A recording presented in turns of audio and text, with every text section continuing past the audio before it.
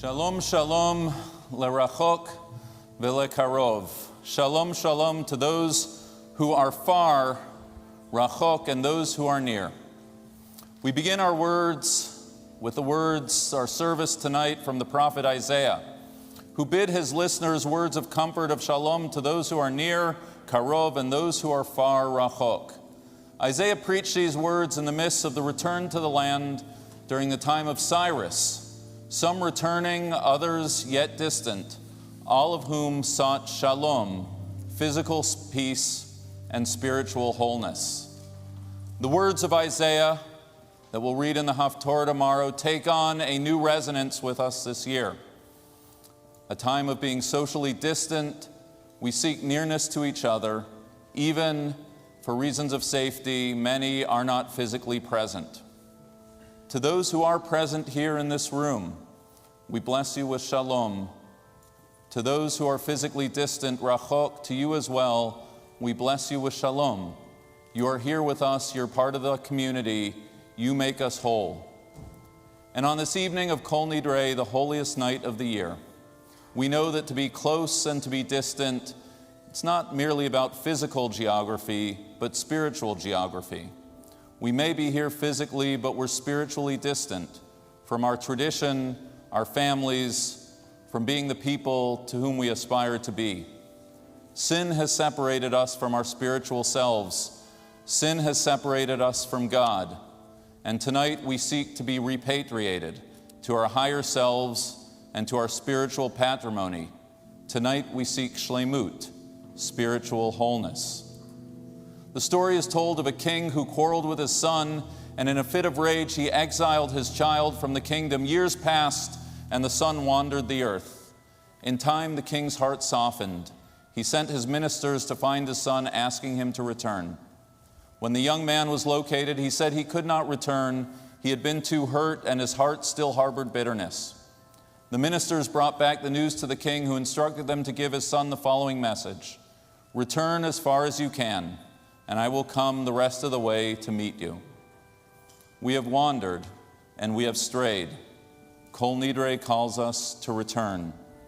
We step forward trembling but hopeful, assured that if we do so with sincerity, our Father in heaven, the King of Kings, will meet us halfway, and together we shall all be whole.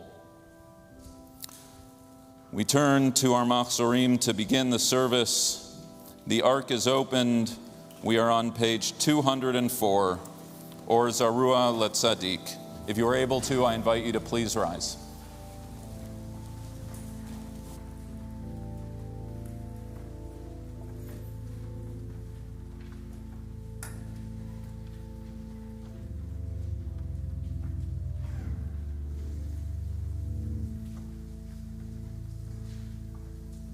Or Zarua Letzadik.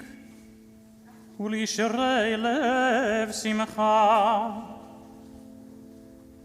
אור זרוע לצדיק ולישרי לב שמחה. אור זרוע לצדיק ולישרי לב שמחה.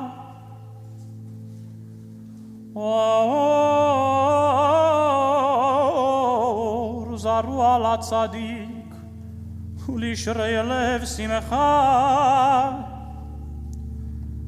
אור זרוע לצדיק ולישרי לב שמחה. בישיבה של מעלה ובישיבה של מטה, על דת המקום ועל דת הקהל, אנו מתירים להתפלל עם עבריינים.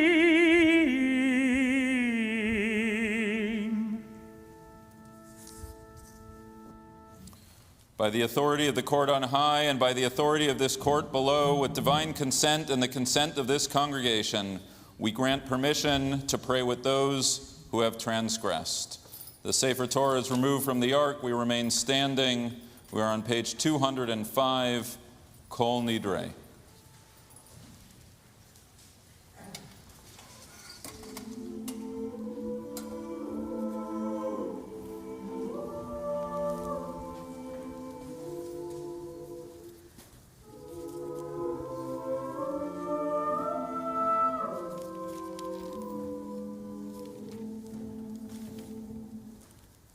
Kol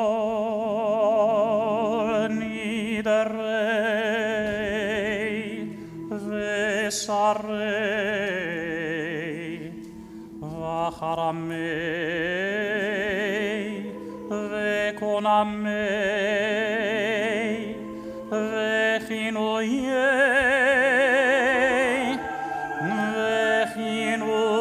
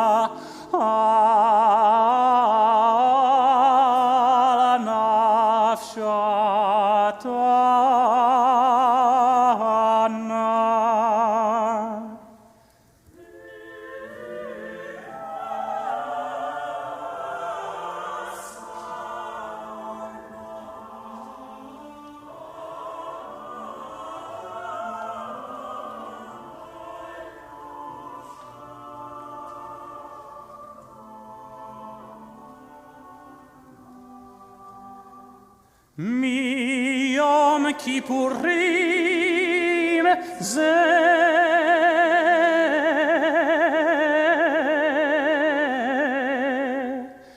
ad Yom Kippurim haba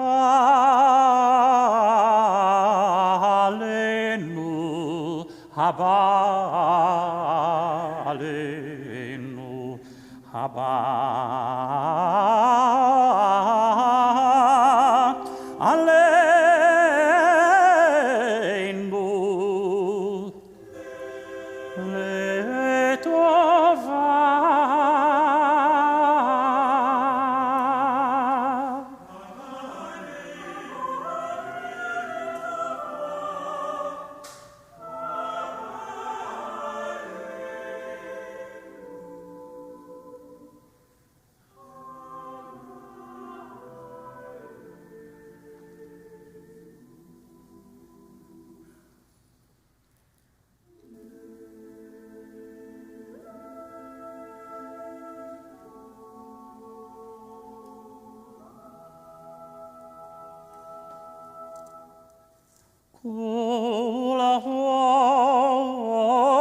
Kulahon icharat navehon kulahon yehon sheran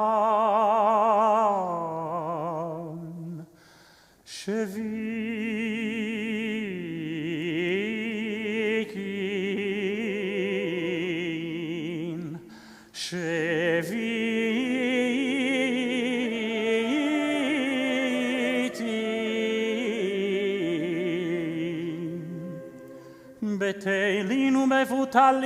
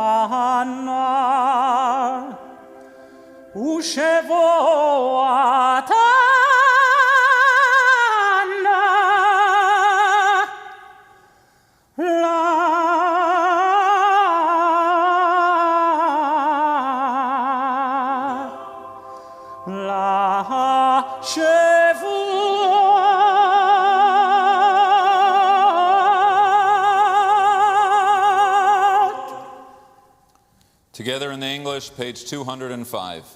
All vows, renunciations, bans, oaths, formulas of obligation, pledges, and promises that we vow or promise to ourselves to God from this Yom Kippur to the next, may it approach us for good, we hereby retract. May they all be undone, repealed, canceled, voided, annulled, and regarded as neither valid nor binding. Our vows shall not be considered vows, our renunciations shall not be considered renunciations, and our promises shall not be considered promises. Kol Nidre, page 205.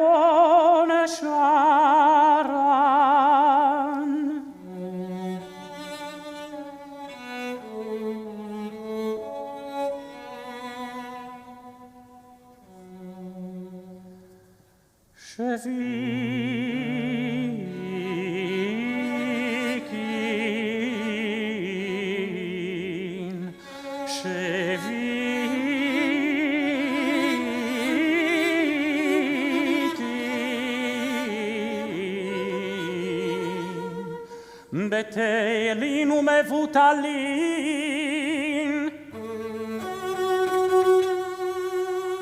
la sheririn vela kayamin nidrana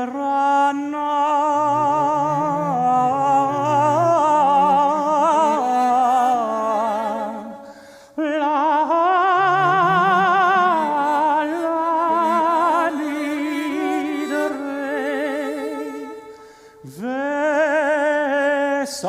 sarana la esare Ushevuatana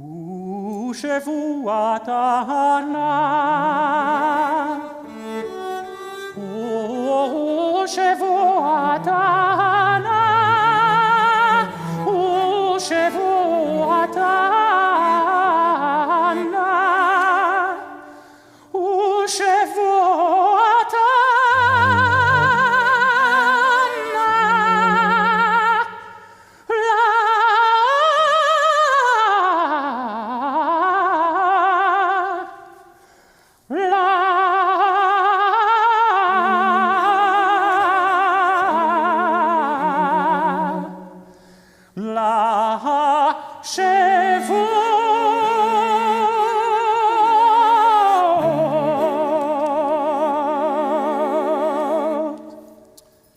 Together on page 204, as the Sefer Torah changes hands, a meditation on Kol Nidre, the top left of the page, 204. All the vows on our lips, the burdens in our hearts, the pent-up regrets about which we brooded and spoke through prayers without end on last Atonement Day, did not change our way of life, did not bring deliverance in the year that has gone. From mountain peaks of fervor, we fell to common ways at the close of the fast. Will you hear our regret? Will you open our prison? Release us from the shackles of habit? Will you accept our prayers, forgive our wrongs, though we sin again and again? In moments of weakness, we do not remember promises of Atonement Day. Recall that we easily forget. Take only our heart's intent. Forgive us, pardon us. Page 205, Kol Nidre.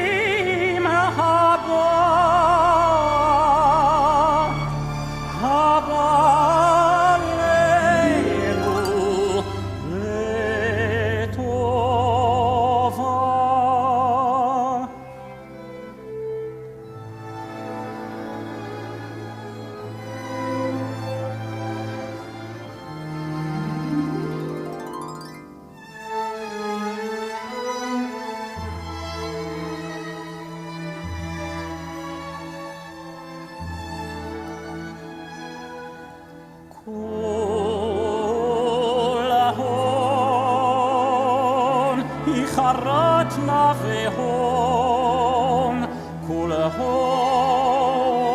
Kulehon,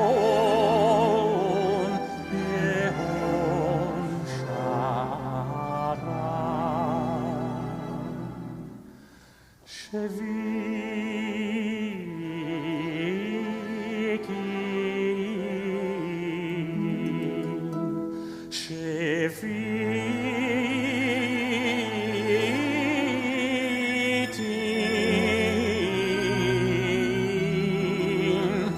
Betelin umevotalin, Betelin umevotalin, la sheririn, vela kayamin, vela kayamin, nidra.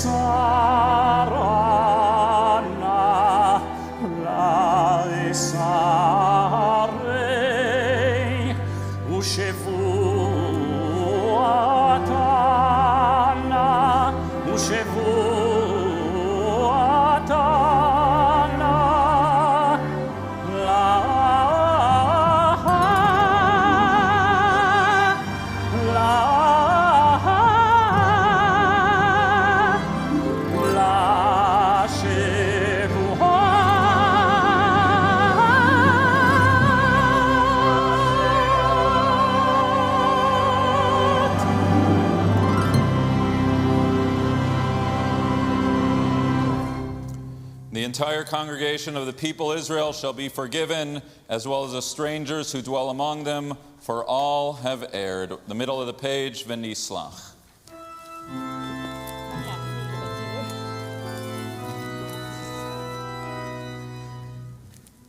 V'nislach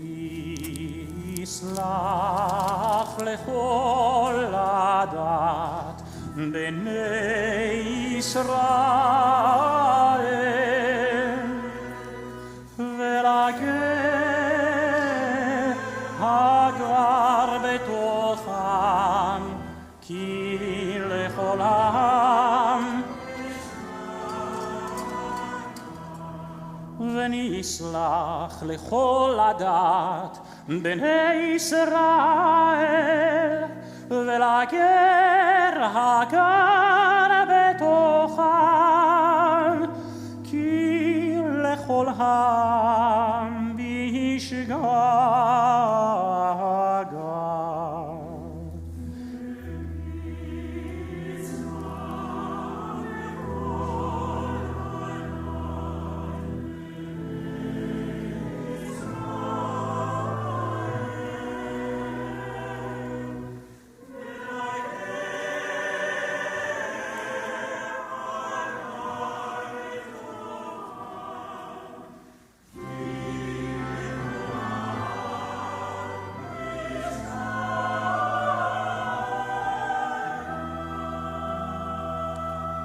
סלח נא לעוון העם הזה כגודל חסדך, וכאשר נסעת לעם הזה ממצרים ועד הנה, ושם נאמר ויאמר אדוני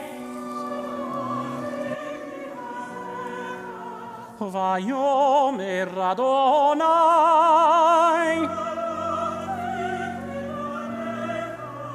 ויאמר אדוני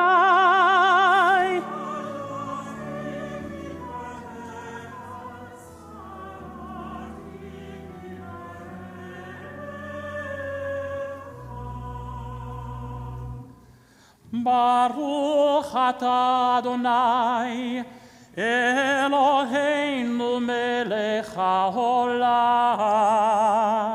שהחיינו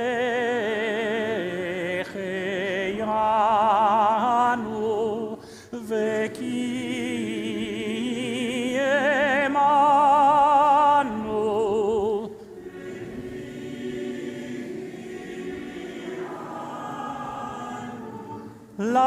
הזמן הזה.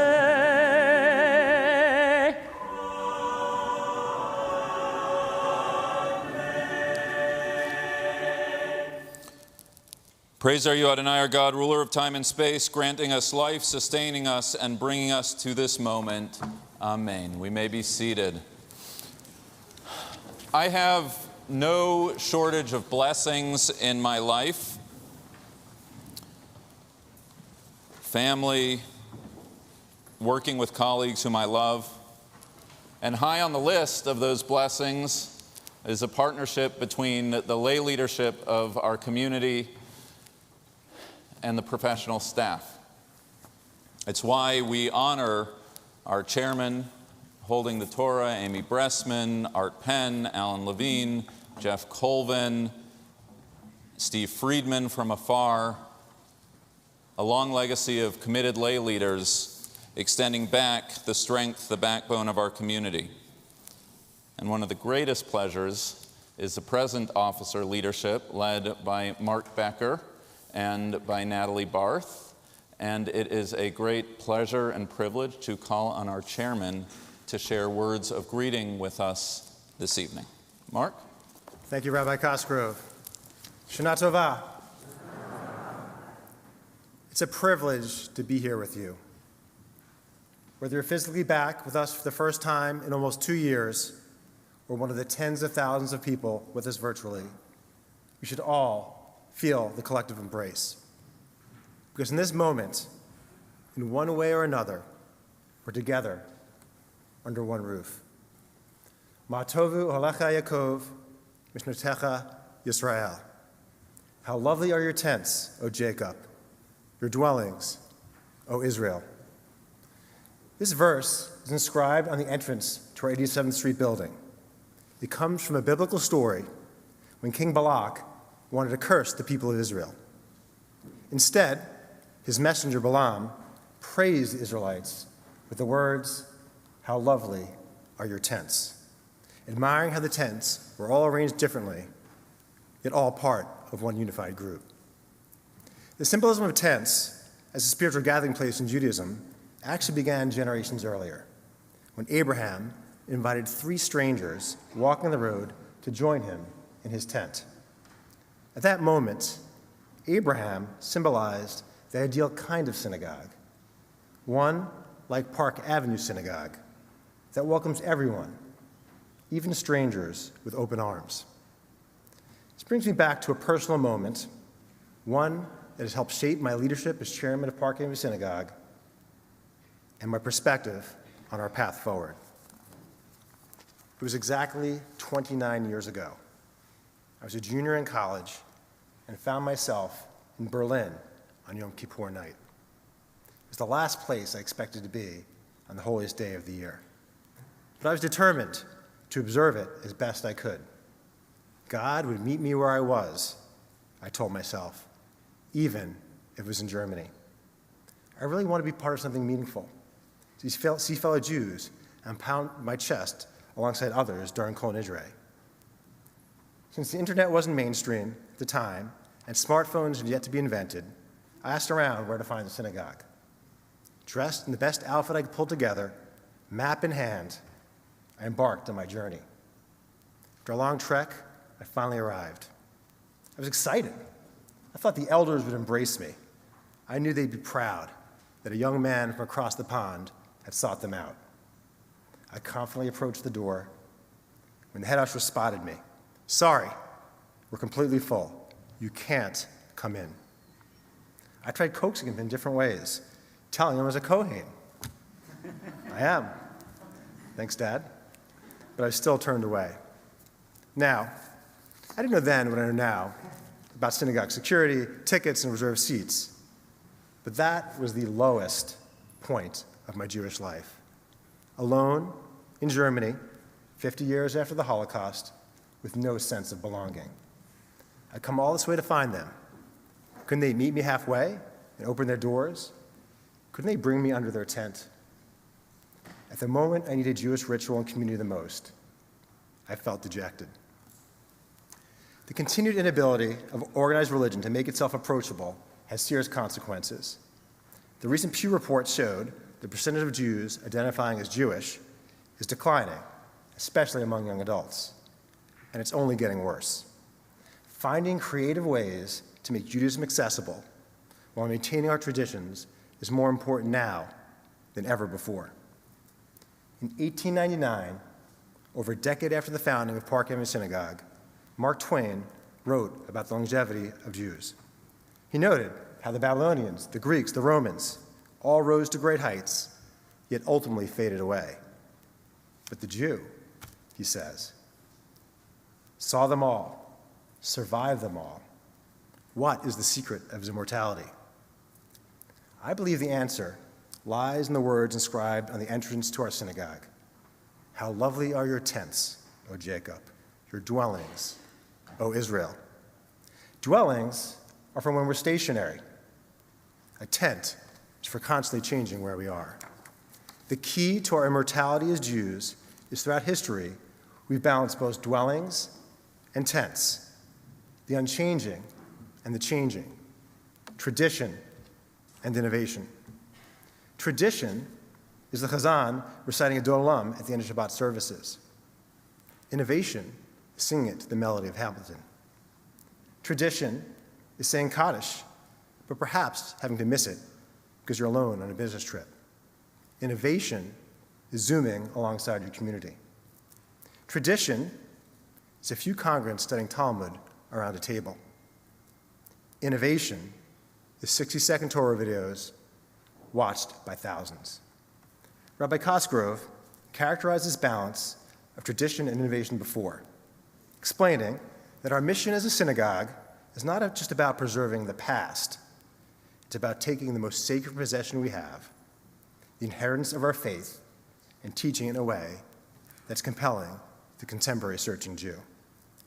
But to be clear, while we're committed to ensuring that no one is left behind, what we're not going to do is lose the traditions that make us Park Avenue Synagogue. Transformational community building, meaningful connections, beautiful melodies, uplifting prayers. Because at the end of the day, while we now have global reach, we're still a shul. But the personal moments are core to who we are at PAS and who we always will be. During this pandemic, Rabbi Cosgrove went to the backyard of a bar mitzvah boy at 9 p.m. to teach him how to wrap tefillin.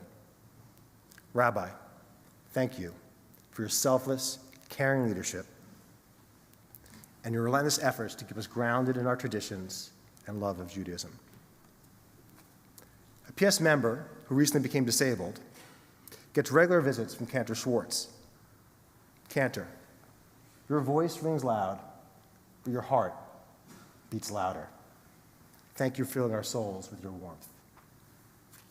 When a long-term synagogue member was lonely after his wife passed away, Rabbi Zuckerman visited and comforted him. Thank you, Rabbi Zuckerman, for always demonstrating perhaps the finest tradition we have, chesed, loving kindness. And Rabbi Rakowski used outdoor space in his apartment building to host youth get-togethers, Shabbat dinners, a memorial service, and even a wedding. Rabbi, thank you for your compassion and passion for keeping our community together. PS tradition is also about the lay leaders of our community stepping up when needed the most. Our indefatigable officer team has navigated this unprecedented crisis with hard work, loyalty, and creativity. Thank you, Lizzie Marcus, Nan Rubin, Amy Steiner, Mark First, Craig Solomon, Mark Hirsch, and our president, Natalie Barth. You've honored our tradition in unimaginable ways. And thank you to our remarkable PAS staff. You've once again demonstrated PAS excellence. While tradition has kept our people together, our rituals are constantly evolving. During Lecha Dodi, there's traditionally a time to stand and a time to turn around.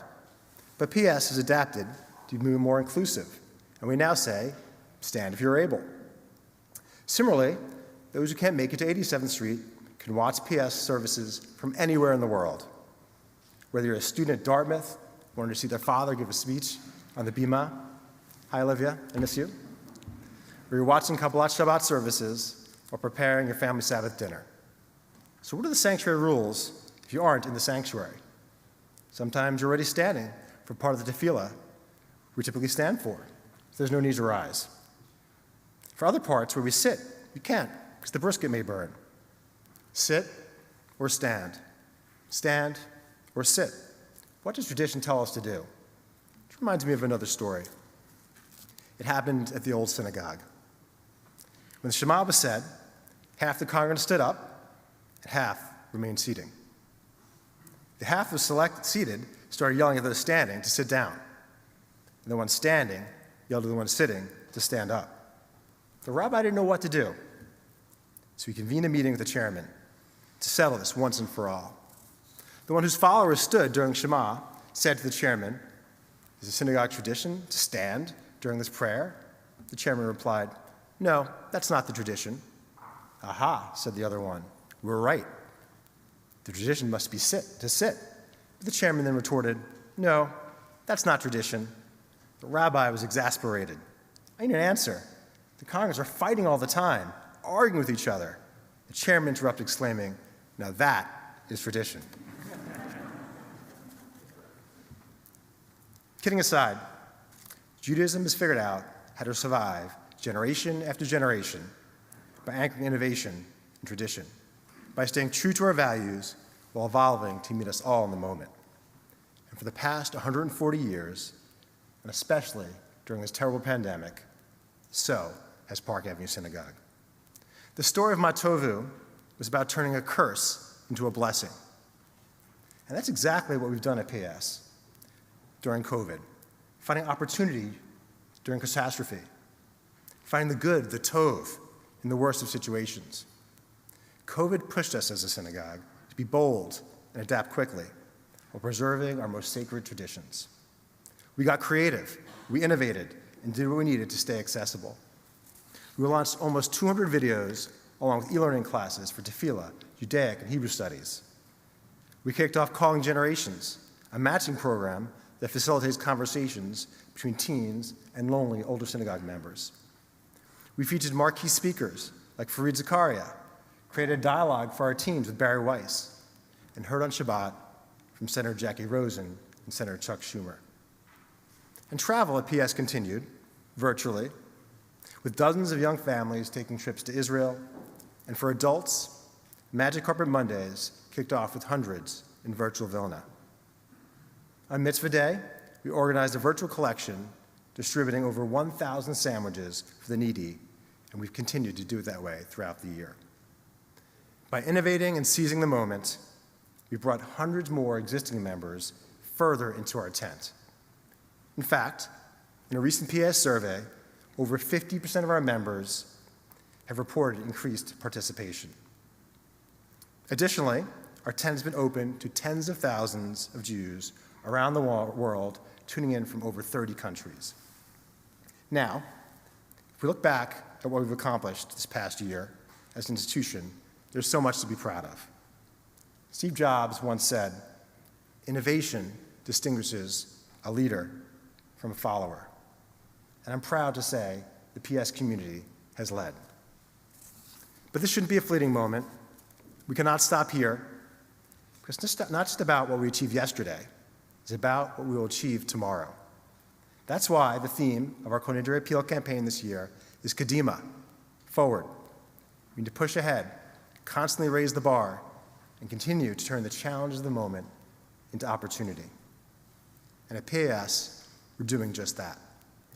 We've rolled out our new video network, PS Connect, starting with the first iteration on the holidays, so everyone can easily join our services and programming.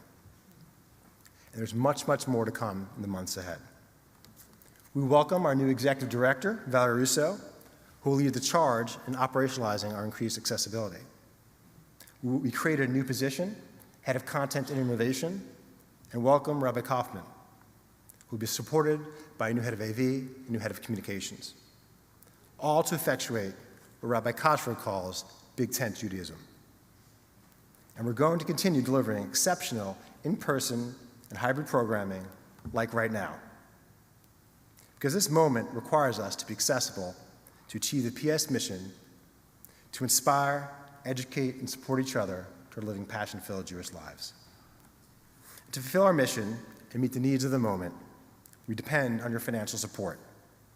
Last year, we raised a record $4 million from 1,000 member families, and also over $400,000 from 2,000 non-members, enabling us to balance our budget while creating a foundation for our path forward. I sincerely thank you all for your past and continued support. I'd like to go back to how I began. Ma tovu alecha Yaakov, mishnotecha Yisrael. The tents that Balaam praised were all different, representing how we're each at different points in our own spiritual journey. That's really what the spirit of Yom Kippur is about, evolving who we are, embracing change within ourselves, and innovating our personal connections to Judaism. Almost 3 decades ago, on that lonely Kol Nidre night in Berlin, there were 2 paths for me to follow.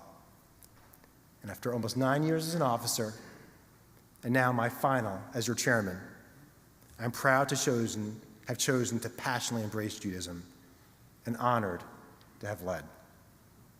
Tonight, we all stand at an inflection point. We've seen this past year what we're capable of as individuals, as a synagogue, as a community. We set new standards of accessibility, excellence, and kindness. We have an opportunity to meet the moment. And this moment for our community is now. We must keep moving forward. Kadima. Each of us can choose to step in, step up, and elevate Jewish traditions. There isn't one right way. Every tent faces a different direction. But together, if we all do our part, we'll enrich our traditions for the generations to come. Whatever direction your tent is facing, you always have a home at Park Avenue Synagogue. Gemar Chatima Tova may be inscribed and sealed in the book of life for a year of happiness, health, peace, and prosperity. And may we all seize this moment and open our tents to each other and all those who wish to enter. Thank you. For those physically present, the ushers will now pass through the aisles for anyone wishing to show your support. For those joining from afar, you can easily make a gift online by hitting the gold donate button at the top of your screen.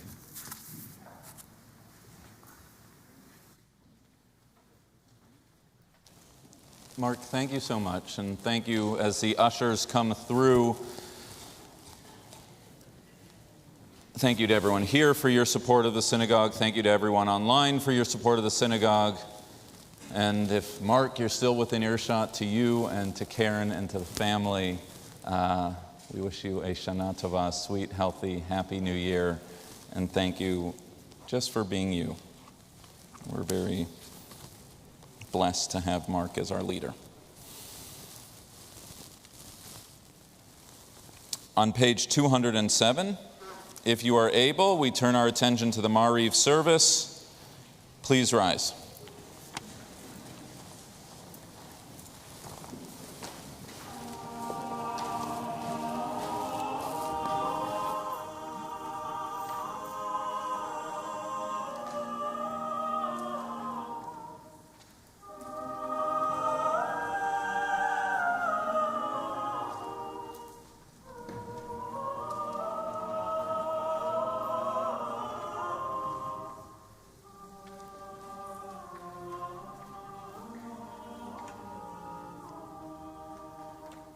ברכו את אדוני המבורך.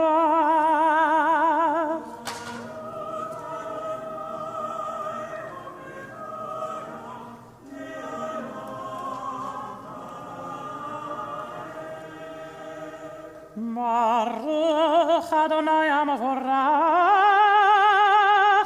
לעולם ועד.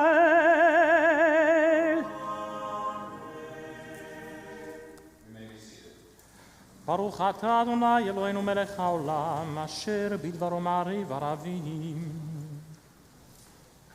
הוא מעביר יום ומביא לילה, ומבדיל בין יום ובין לילה, אדוני צבאות שמו, אל חי וקיים, תמיד ימלוך עלינו לעולם ועד, ברוך אתה אדוני.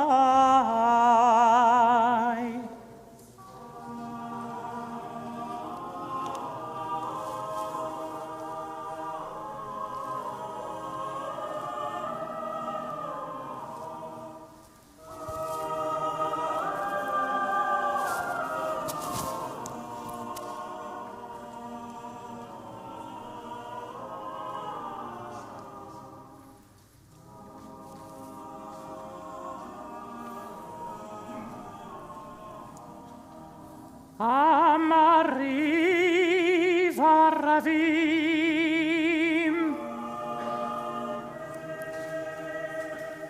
You have loved your people, the house of Israel, with infinite love, teaching us Torah and mitzvot, statutes and laws.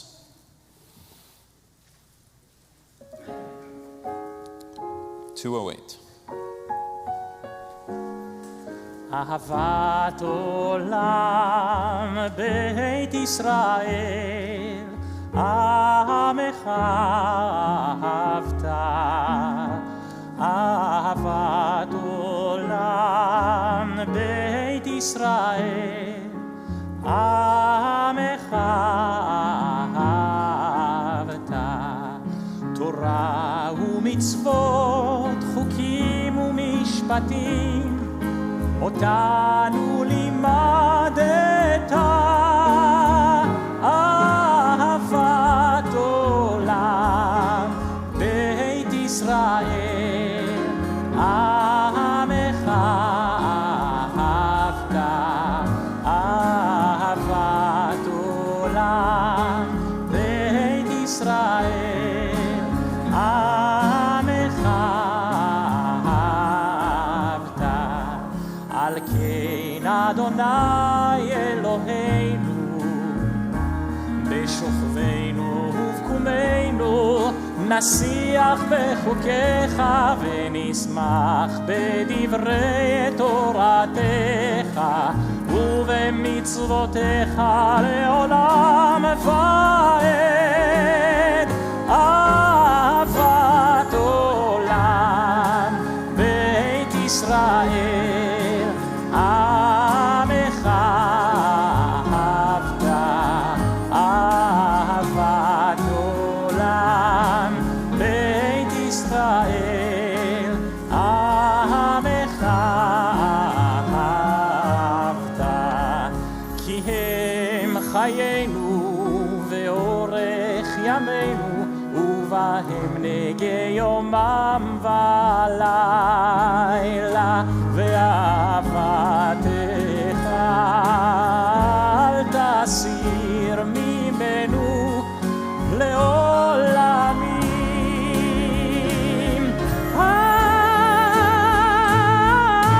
אהבת עולם בית ישראל, עמך אהבת. אהבת עולם בית ישראל, עמך אהבת.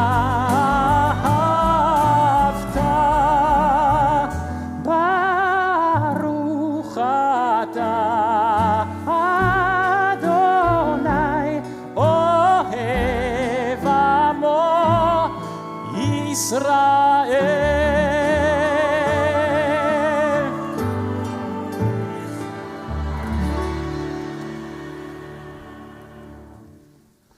שמע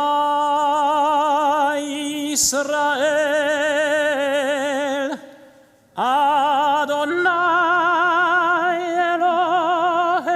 אלוהינו, אדוני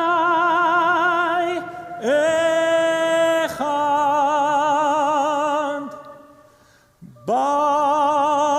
ברוך שם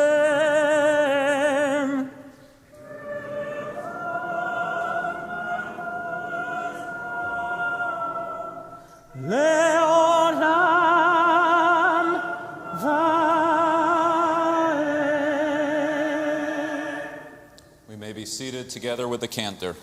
ואהבת את אדוני אלוהיך בכל לבבך ובכל נפשך ובכל מאודיך, והיו הדברים האלה אשר אנוכי מצווך היום. ושיננתם לבניך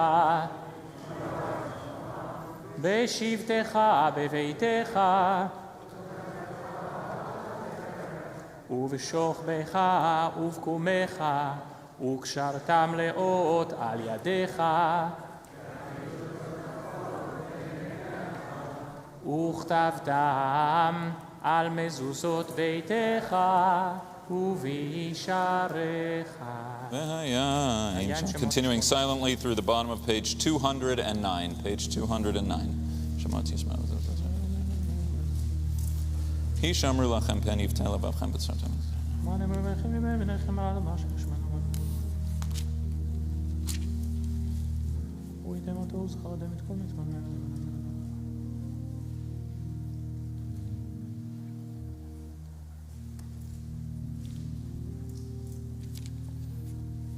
אדוני אלוהיכם אמת.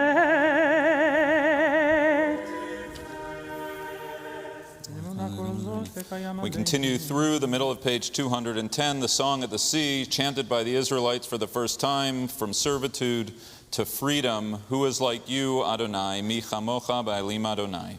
ומלכותו ברצון קיבלו עליהם משה ובני ישראל,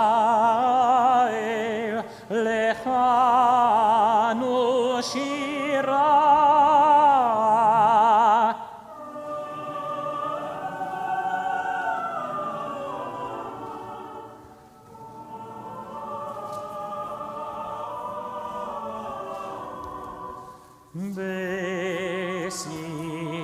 בשמחה רבה ואמרו עולם, מי כמוך באלים אדוני.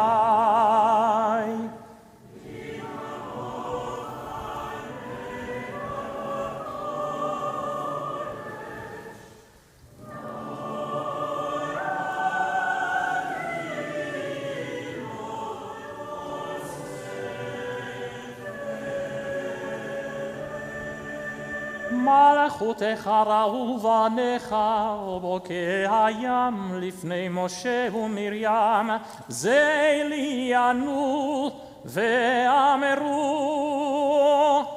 אדוני מלוך.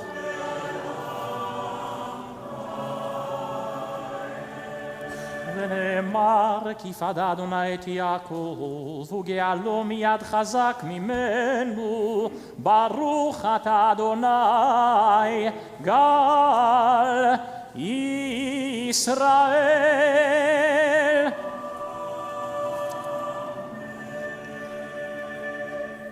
We're on page 211. We're about to chant Hashkivenu, which brings together three themes: the themes of peace, the themes of vulnerability, and the themes of sleep. And the cantor's about to chant this. But before we do, whenever I come to shul on Rosh Hashanah and Yom Kippur, I always think about who's not here, who was here last year. And we all do. It's human to do that. And I think this year of so many people, but there's one I want to speak about right now at Hashkivenu, who was a gentleman who sat right there, kind of Andy where you are right now. His name was Clive Chaget.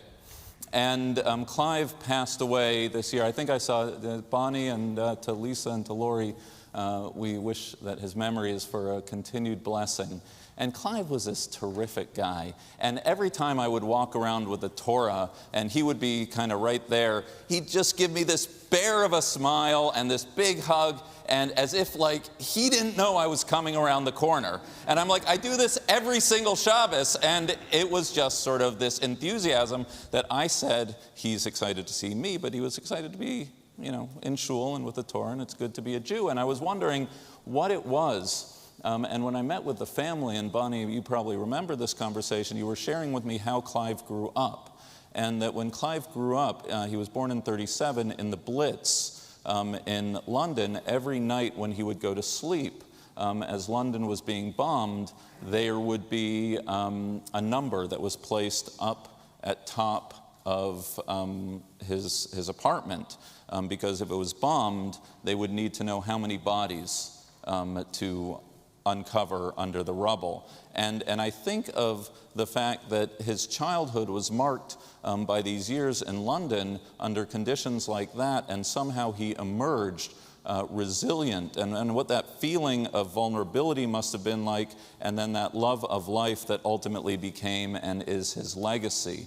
And I think about this at Hashkivenu because it's all about the vulnerabilities that we feel when we go to sleep, not under those circumstances, but I was reading this fabulous and fascinating book by a Columbia neuroscientist, Adam Small, who makes the point that for evolutionary biologists, sleep makes no sense, meaning the idea that we should leave ourselves defenseless for a third of our lives is a very curious thing from an evolutionary standpoint.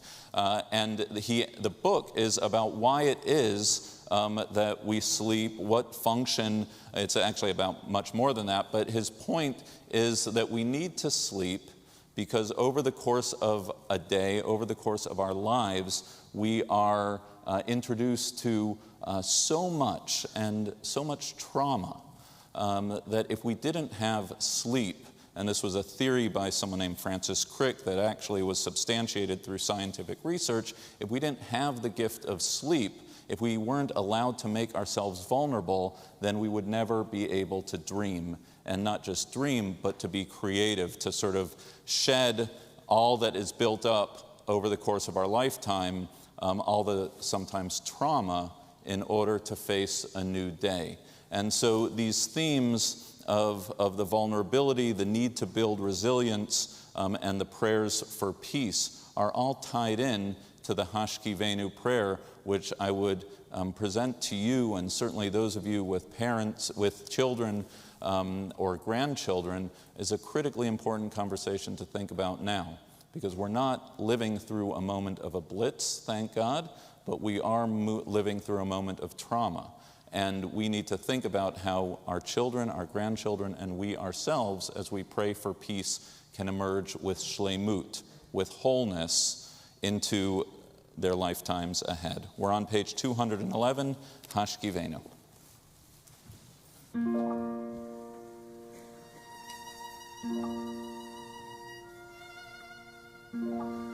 Hashkivenu, Hashkivenu, Hashkivenu Adonai Eloheinu, Leshalom, Leshalom,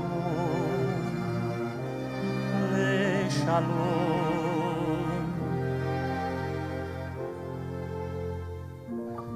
Hashkivenu, Hashkivenu, Hashkivenu Adonai Eloheinu, Leshalom, Leshalom, Leshalom.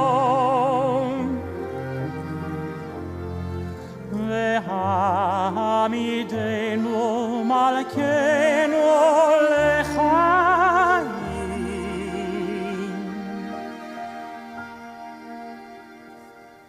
Ufros aleinu sukat shlomecha,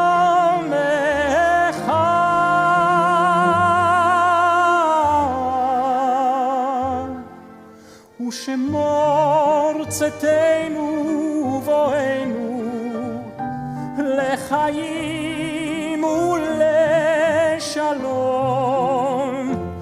lechaim uleshalom, me'ata ve'ad olam. Baruch atah Adonai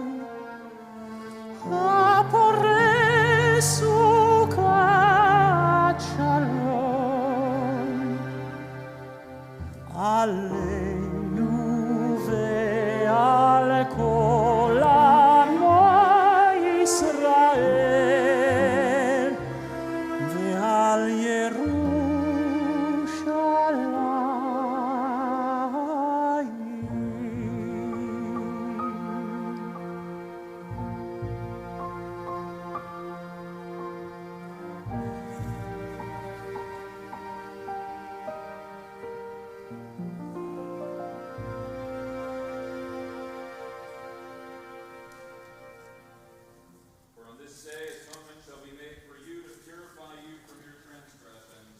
In the presence of Adonai you shall be pure. Please rise, ki vayom hazeh.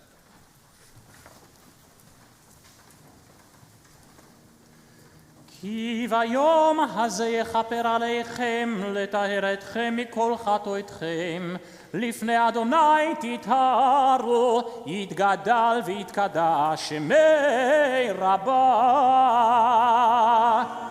בעלמא דיברה חירותי, וימליך מלכותי בחיי חון וביומי חון, ובחיי דכל בית ישראל, בעגלה ובזמן קריב, ואמרו אמן.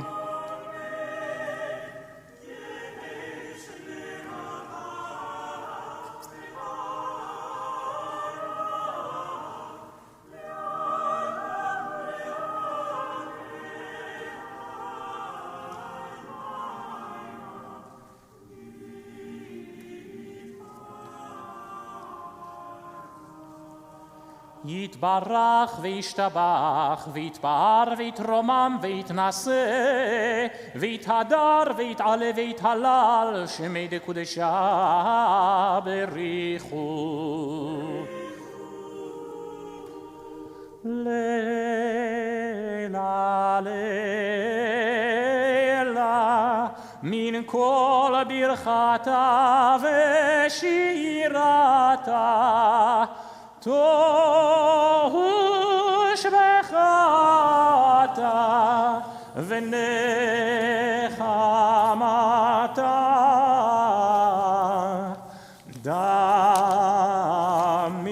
דמירן בעלמא, ואמרו אמן.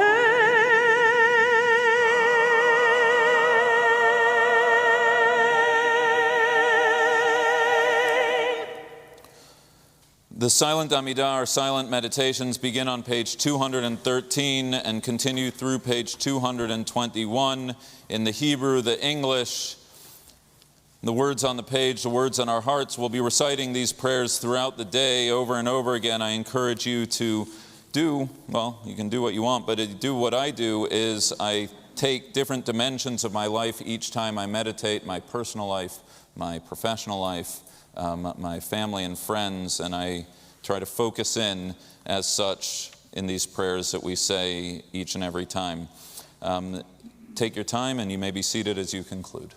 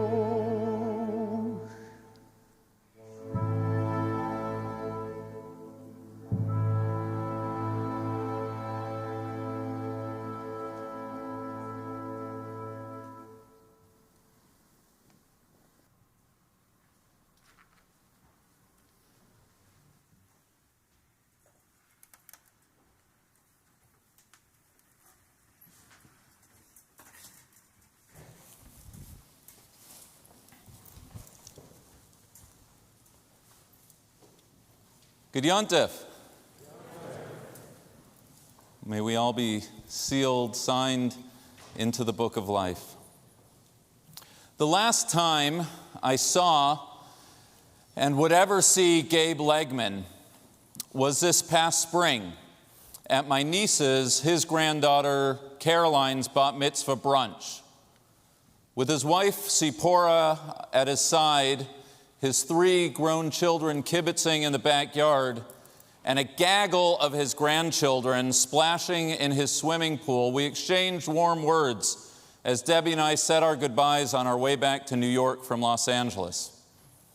There was a warm smile on his face, ear to ear, the kind of smile possible only from a man who was deeply aware of the blessings of his life. A smile that was present whenever we saw each other at Passover Seders, at Shabbat dinners, at Simchas, or whenever I had the good fortune to be in the company of my big brother's father-in-law. Gabe passed away a few months later at the age of 92 on the afternoon of July 29th in his favorite chair in the beautiful home that he had built in full control of his faculties with classical music playing in the background. A passing as gentle, I think, as any person can wish for in this world. Not in a million years, I think, could the 15-year-old Gabe Legman have imagined the gentle circumstances by which his soul would return to his Creator. Born in the small town of Retag, Romania, Gabe, his parents, and his 3 brothers enjoyed a typical and pleasant village life filled with soccer and chess and Judaism. Gabe's idyllic existence would be upheaved, catastrophically so, when the Nazis and their local collaborators rounded up all the Jews and deported them to the Dej ghetto. From there, Gabe and his family would be transported to Auschwitz, where his mother Sarah and 3 brothers, Alexander, Tiberius, and Ludwig, were murdered. In time, Gabe and his father would be sent from Auschwitz to Buchenwald, from Buchenwald to Remsdorf, and Remsdorf to Theresienstadt. In the spring of '45, with the Russians approaching, Gabe and his father were herded into a sealed underground bunker with hundreds of other inmates with no provisions and left to die. 9 days later, when Theresienstadt was liberated by Soviet troops on May 9, 1945, Gabe and his father were amongst the very few to emerge alive. 2 weeks after liberation, Gabe and his father were sent back to Romania, and soon enough the horrors of the Nazis were replaced with the trials of communism. Gabe's father was able to emigrate to Israel in '49, but Gabe, conscripted to serve in the army, was refused permission to leave. Gabe never saw his father again, who passed shortly thereafter. Only in 1961, after years of failed attempts to leave the country, would Gabe, by way of the Hebrew Immigrant Aid Society, HIAS, be able to emigrate to California by way of Vienna. He was penniless. He had no family and knew not a word of English. "Don't call us, we'll call you," they told him at the employment office, a call which, in the coming decades, he would joke that he had still yet to receive. With what skills he had, Gabe went to work as a dental technician amongst other odd jobs. In time, he would open up a lab with employees of his own. From that one lab, he began to dabble in real estate, a side hustle that would ultimately become his livelihood. The combination of his tireless work ethic, his business acumen, and unshakable optimism enabled Gabe to enjoy a success that well exceeded his impoverished beginnings. Together with his wife Sipora, they achieved the riches of raising 3 children and 9 grandchildren, each one with a unique, powerful, loving, and lasting relationship with their doting grandfather. May your grandfather's memory be for a blessing. Gabe was one of the least negative people who has ever walked this earth. Despite the traumas of the first decades of his life, he never spoke of himself as a victim. Gabe had every reason to reject God, but he held an unwavering faith, laying tefillin every day and living proudly as a Jew. Gabe would have been well within his rights to be suspect of human nature and resent humanity as a whole, but he lived every day with love, with compassion and generosity of spirit. Having experienced the horrors of Nazism and communism firsthand, Gabe was no Pollyanna, but he leveraged his experiences towards a life of compassion, critical of any person or movement who sought to suppress the humanity of his another. To his dying day, Gabe never forgot what he had lost, asking that his brothers' names, the ones who had been denied proper burial, be inscribed alongside his own on his headstone. A deeply good person, a man who, despite having every reason to hate, had a heart as pure as it was filled with love, never allowing the trauma that was and would always be his to define the future that he sought to create for himself, his family, and all those blessed to know him. Long before Gabe Legman, and for that matter, long before the Holocaust, as Jews, we've well understood that who we are as individuals and as a community is defined by way of memory.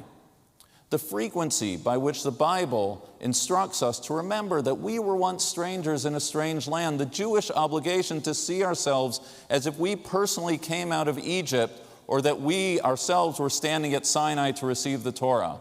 At times of both joy and sorrow, we remember. It's why we break glasses at Jewish weddings. Im eshkachech Yerushalayim, if I forget thee, Jerusalem, if I don't hold you in my memory, even at my happiest hour. It's why when we pray and invoke God's name, we always remember our God to be the same God of Abraham and Isaac, Sarah and Rebekah. It's why Milton Berle could quip that when a person converts to Judaism, they are granted 5,000 years of retroactive persecution.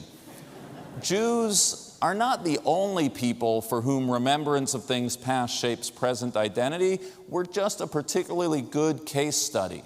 The project of remembrance, part and parcel to the task of living. But what we also know as Jews is that memory consists not just of one, but of two activities. Remembering, yes, but also the act of letting some of those memories go. We need both. The generation of the Exodus had no shortage of sins: the golden calf, the sin of the spies, multiple rebellions and complaints every step of the way. But their greatest sin, the one that tied all the other ones together and ultimately denied them from entry into the land, was their inability to free themselves from the psychological shackles of their servitude. They conjured up imagined pleasures of flesh pots of their Egyptian sojourn and allowed memories of the past to colonize their present to the detriment of their future. But it's not just misplaced nostalgia that impedes our forward momentum.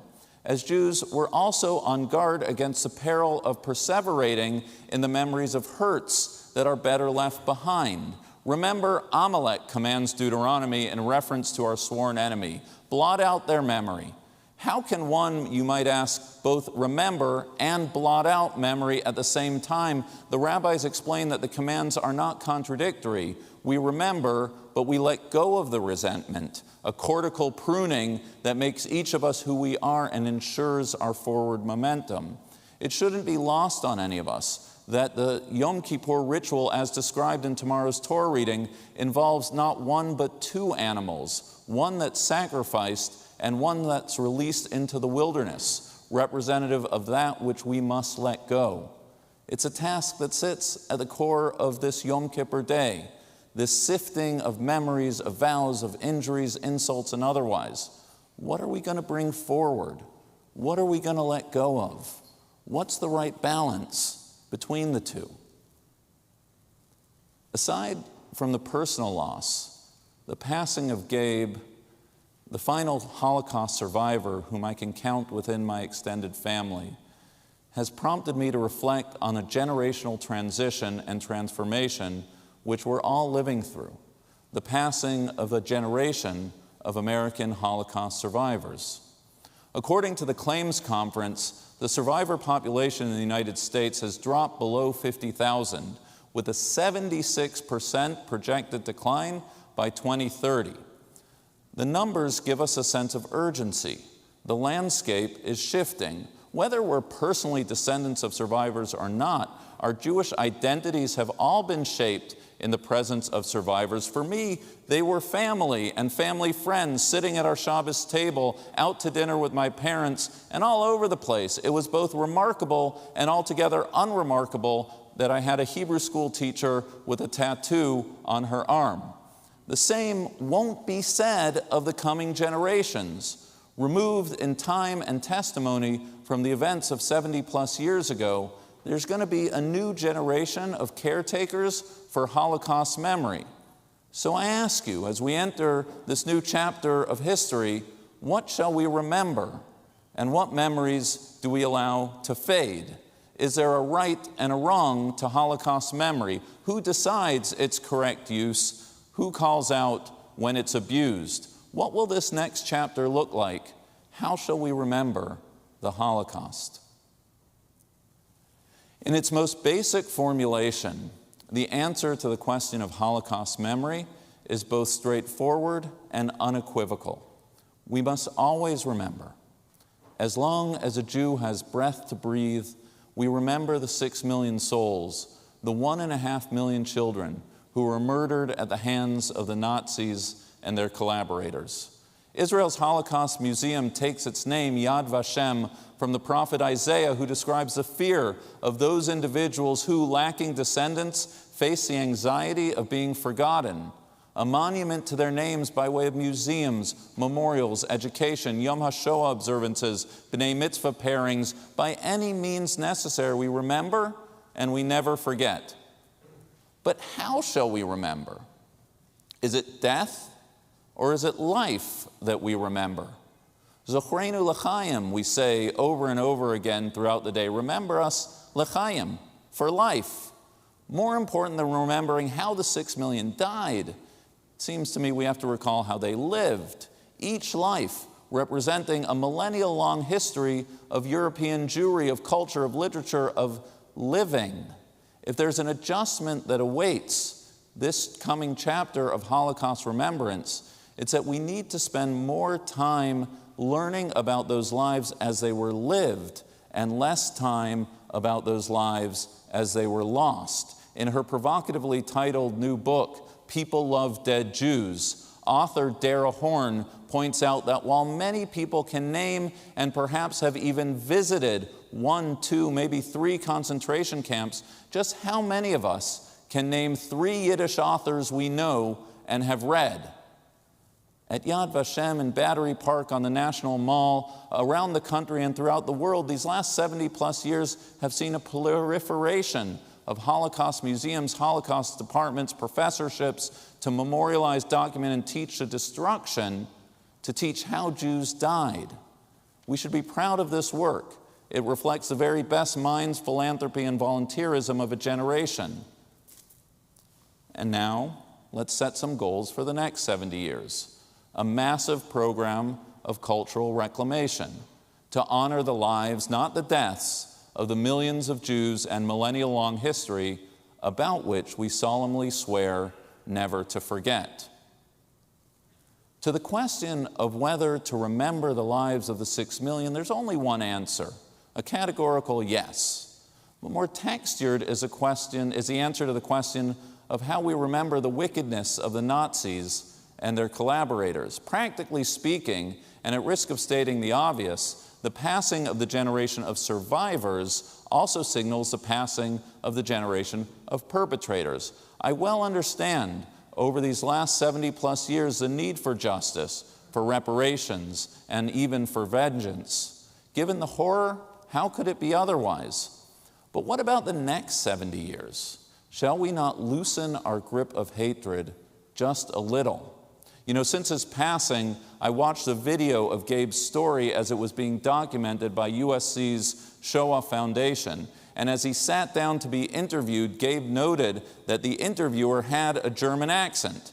And Gabe made a comment to the effect of being comforted in the knowledge that he was in the presence of a German who was on the right side of history. Not so, the woman clarified. Her parents had been card-carrying members of the Nazi Party. She had struggled to come to terms with her family history. Her efforts to preserve Holocaust memory reflected her personal commitment to turn the corner of personal and national history. Now, she may have been exceptional, and it's not as if anti-Semitism and hatreds of all kinds don't persist in Germany and elsewhere. Of course they do, a topic to which I'll turn momentarily. Nor is it a matter of whether we, the living, can forgive on behalf of the dead. It's not, I don't believe, our moral right to do so. It's just the first foundational principle of Jewish theology, that every person and every generation be judged on their own merits. Besides, there's an untold psychic cost to holding on to hatred. Rabbi Shlomo Carlebach, the Jewish Museum about whom I've spoken in the past, was himself a refugee from the Nazis. He toured the world, and every so often he went back to Germany to give concerts. People would ask him, understandably so, how, given what the Germans did, could he go back and sing there? And Karlebach responded, "I only have one soul. If I had 2 souls, I would gladly devote one of them to hating the Germans full time. But I don't. I only have one, and I'm not going to waste it on hating." What differentiates this coming chapter from the last chapter of Holocaust memory? A little less hate. And as sure as I am that in the coming 70 years we must loosen our intergenerational hold on hatred, I'm equally sure that we must redouble our efforts to remember the lessons of the Nazi rise to power. We are presently living in an era of democratic backsliding. The rise of anti-Semitism from the left and the right is one expression of the illiberalism of our times, but it's not the only one.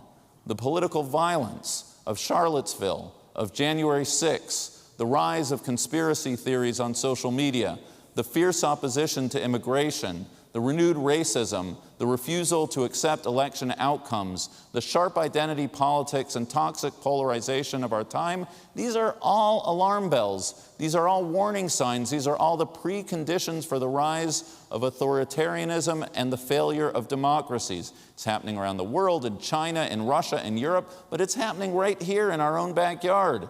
The question doesn't have to be as charged as to whether another Holocaust can happen. The question can merely be whether we are that different from Weimar Germany, and whether here and now we too are witnessing the erosion of our own democracy. By a certain telling, the trauma of the Holocaust extended Western democracies a 70-year window that kept our demons in check, demons that I fear are now being let loose. If nothing else, the study of the Holocaust is an object lesson in what happens when societies fail to educate its citizens on the importance of democracy. The Holocaust is a case study spotlighting the shameful tendency of the world to stand idly by. 70 years ago against the Jews, or in our time against the Rohingya, the Uyghurs, Afghan women, and so many others. It was Elie Wiesel who taught that though the Holocaust was a unique and uniquely Jewish event, its implications are universal. We dare not now or in the years to come engage in comparative suffering, as if the enormity of our own suffering should preclude a life-saving lesson awaiting another.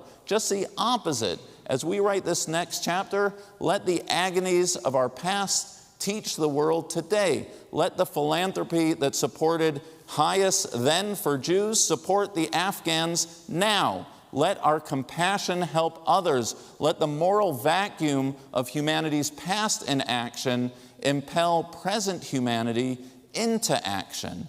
There is much, so much, that the memory of the Holocaust still has to teach the world, a curriculum whose importance increases in urgency with every passing day. And it's not just the rest of the world who needs to reconsider the lessons of the Holocaust.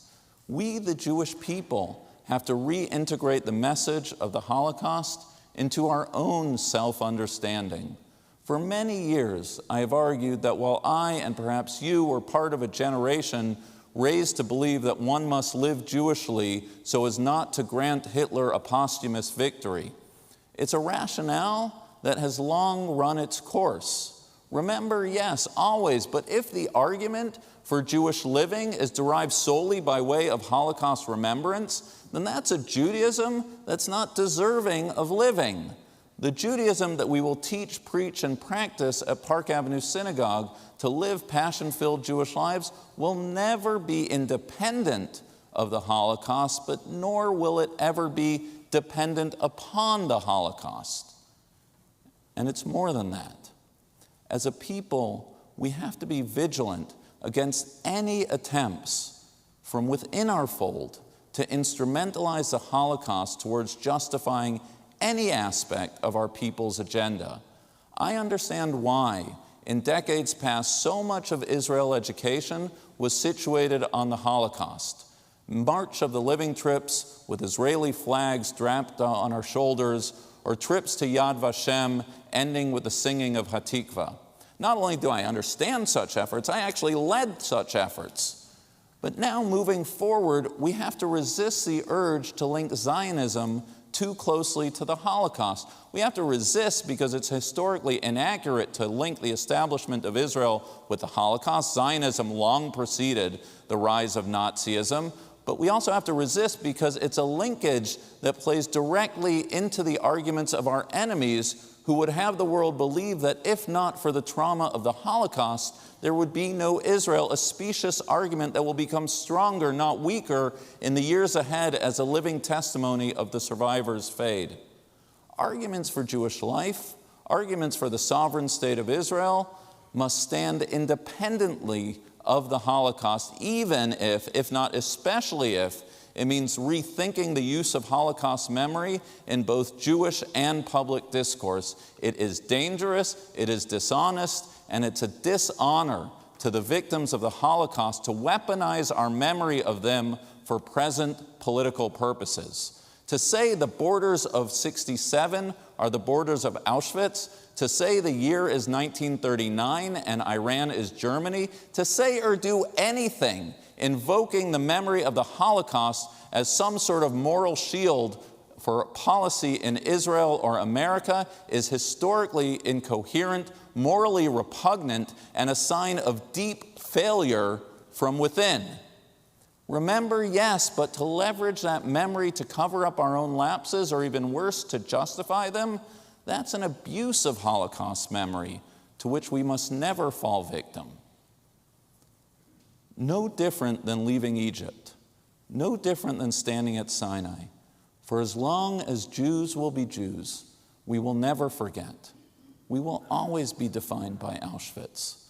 But it's a memory that must be a prompt for kindness, for compassion, for civility, and for action.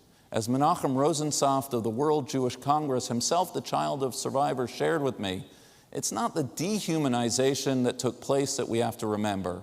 It's a defiant spirit of Jews facing death who refused to become like animals, who refused to allow themselves to be dehumanized by their oppressors, that we must remember. We identify with the victims, but we don't wallow in the victimization.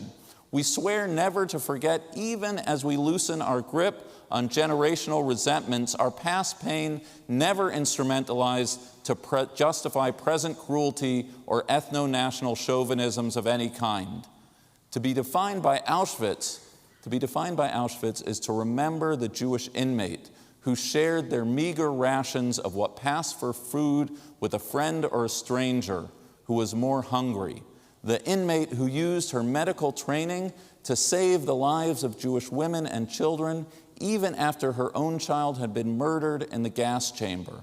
The Jewish inmate who sang a song or told a joke to lift the spirits of their barrack mates. The inmate who, in praying to God or refusing to pray to God, were equal manifestations of a determination to remain Jewish and thereby human in the face of the ruthless phalanx whose goal was to destroy both their Jewishness and their humanity. Today and every day we remember. We remember the 6 million, just as one day we will remember the survivors who I think would want to be remembered. Julia, as I know your grandfather would want to be remembered.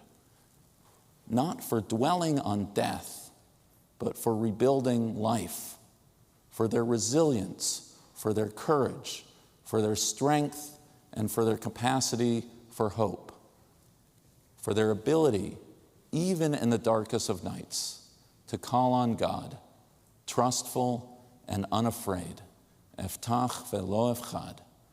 Their lives reminders not so much of remarkable people, but of just how remarkable people can be, and by extension, all of us. Thus may the 6 million, thus may the survivors, and thus may we here today prove ourselves worthy to be Zochrenu L'chaim, to be remembered for life. Good Yom Tov.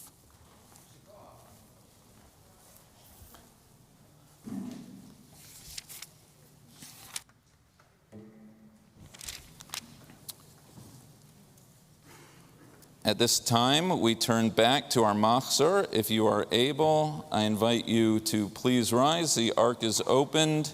Ya'aleh, page 223. Top left. Top.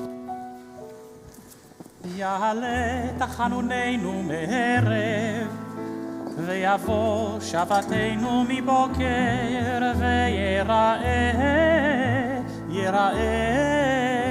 רינוננו עד ערב. יעלה קולנו מערב, ויבוא צדקתנו מבוקר, ויראה פדיוננו עד ערב. יעלה עינוינו מערב, ויבוא סליחתנו מבוקר, ויראה נקתנו עד ערב. יעלה מנוסנו מערב, ויבוא למענו מבוקר, ויראה כיפורנו עד ערב. יעלה אישנו מערב, ויבוא טהורנו מבוקר, ויראה חינוננו עד ערב.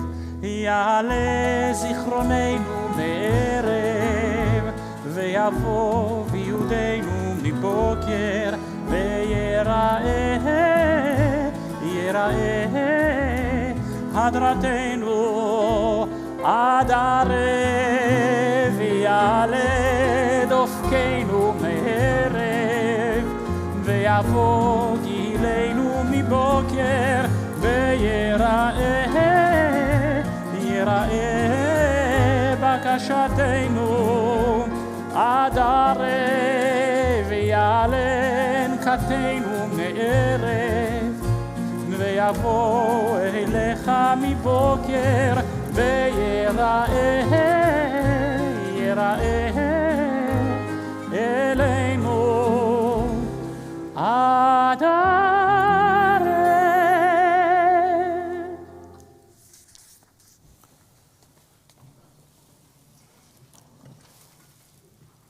We may be seated as the ark is closed. We are on page 225. I think we are going to get a taste of the generation to come. Haneshama lach, the soul is yours, the body is your creation. Have compassion on your handiwork.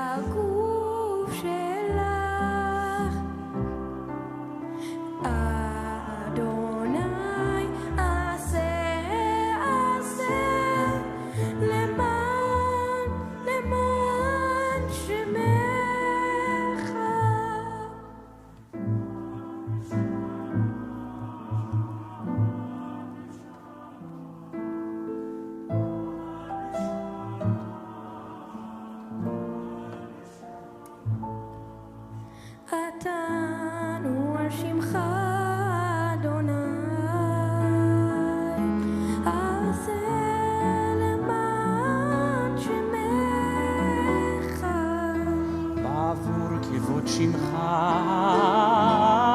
אדוני, כי אל חנון ורחום שמך. למען שמך אדוני, וסלחת לעווננו כי רב הוא. הנשמה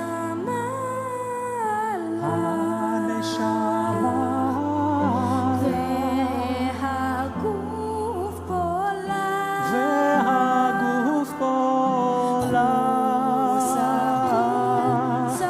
חוסה חוסה על המעלה.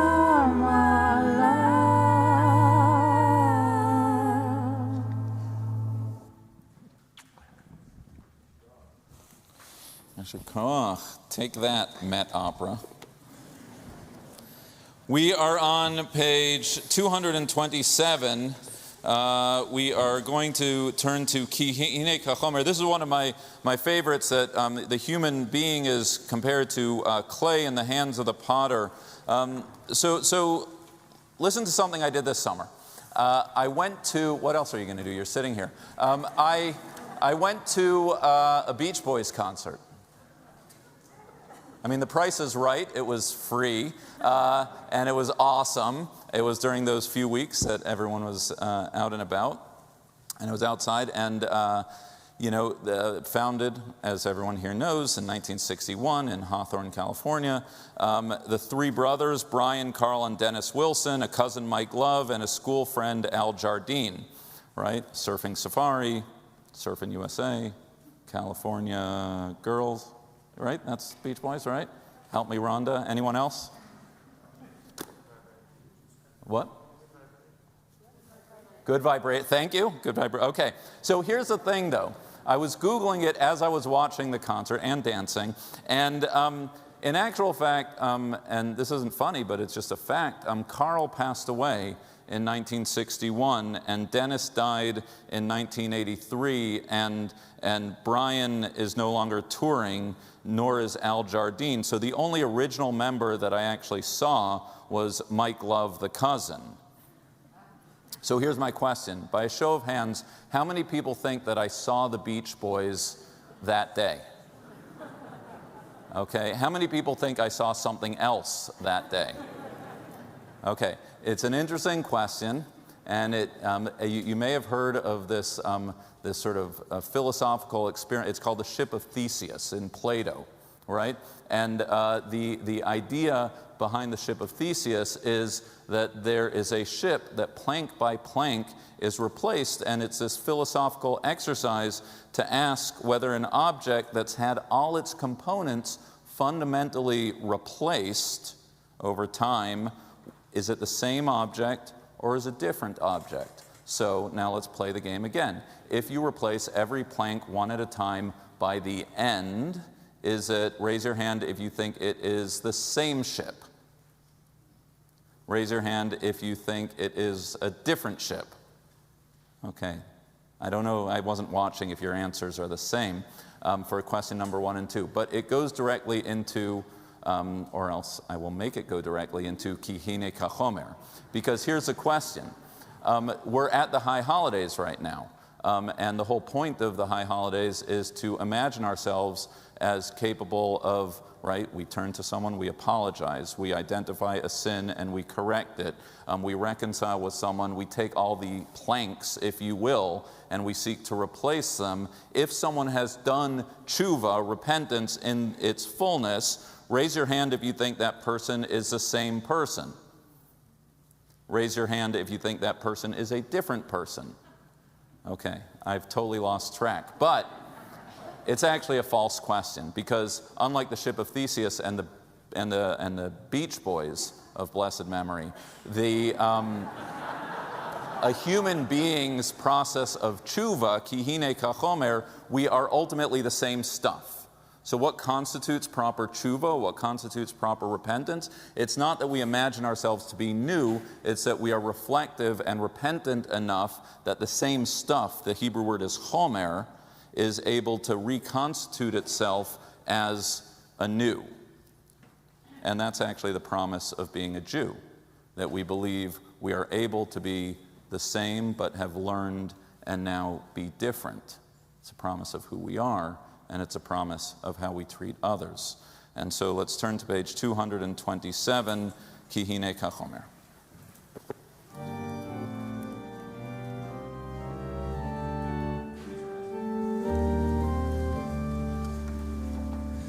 Ki hine kachomer beyad hayotzer.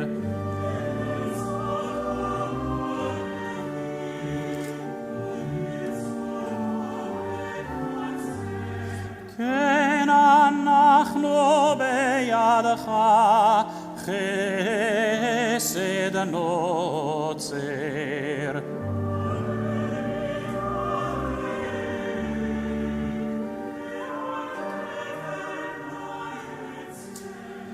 כי נקע גרזן בידך רש.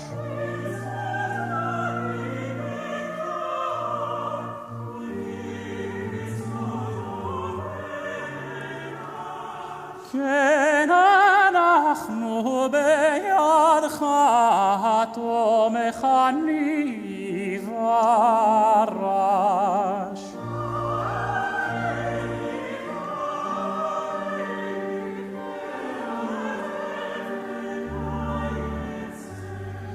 כי הנה כזכוכית ביד המזגג.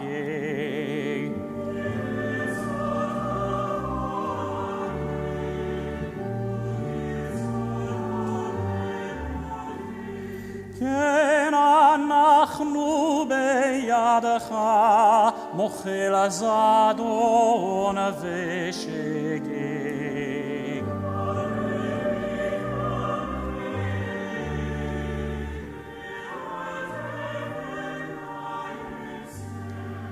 כי הנה ככסף ביד הצורף.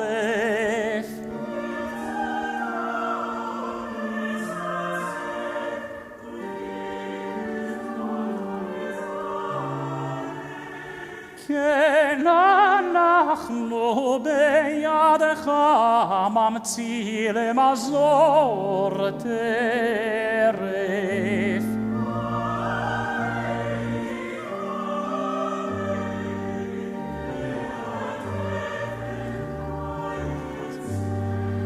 כי הנה כחומר ביד היוצר.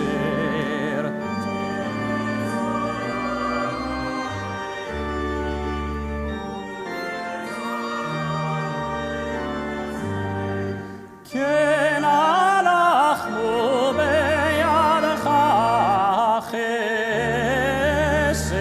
נוצר.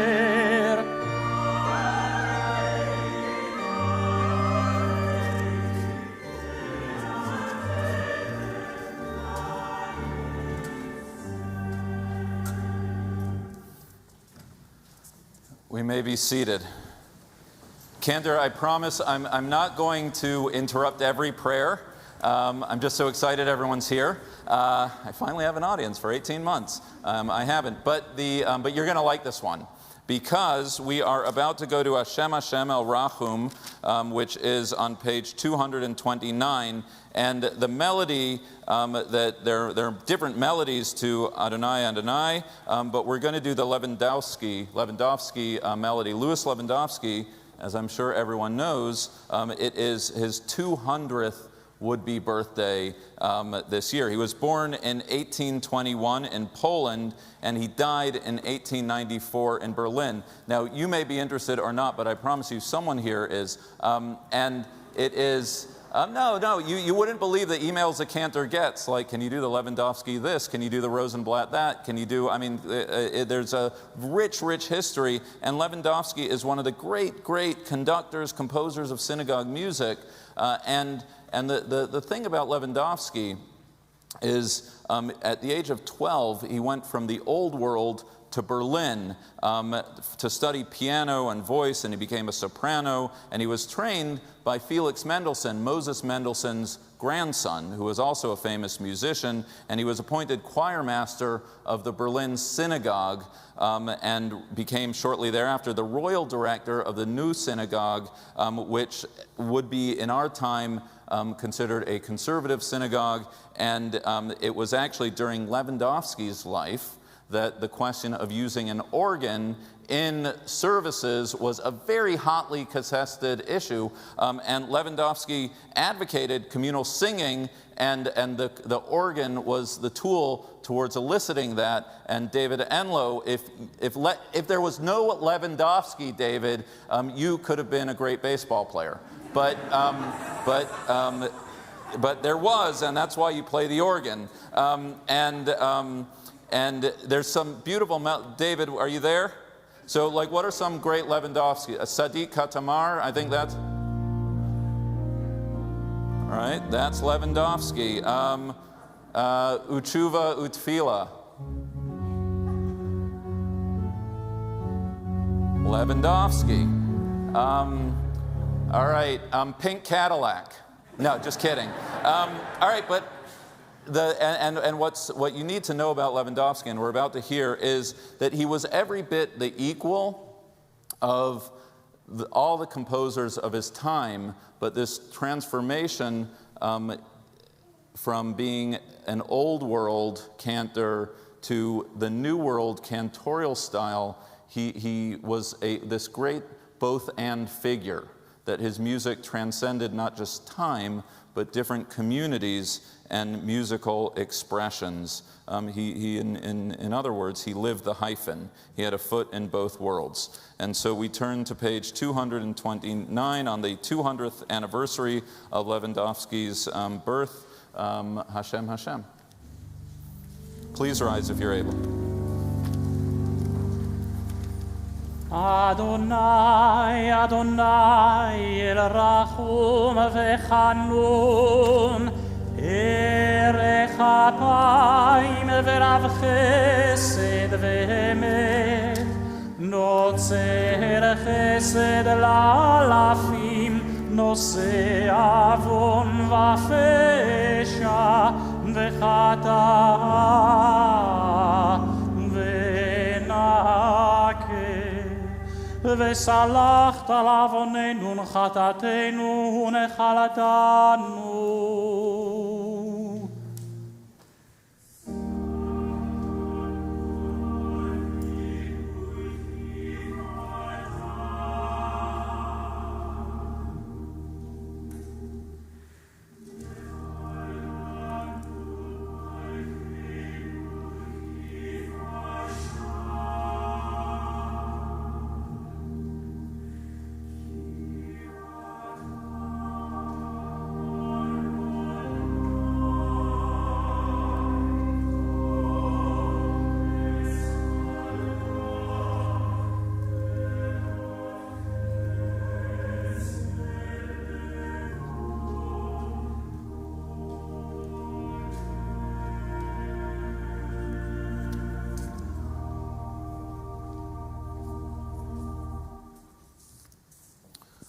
We remain standing, turning to page 233. Hear our voice, Adonai our God. Be kind, have compassion for us, willingly and acceptingly take our prayer. The ark is open. Shema Kolenu, page 233.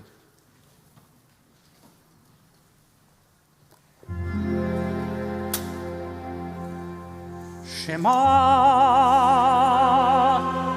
Shema Kolenu.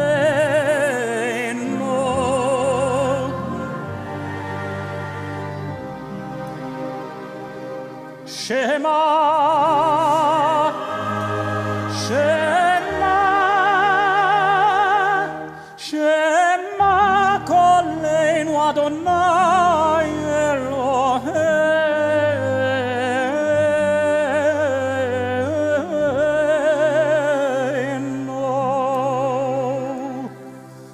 Chus v'rachem aleinu, וקבל ברחמים וברצון את תפילתנו.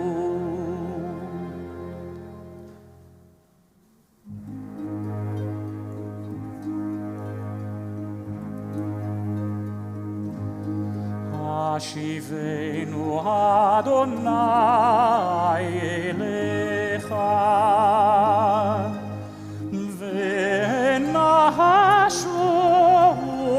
ונשובה חדש ימינו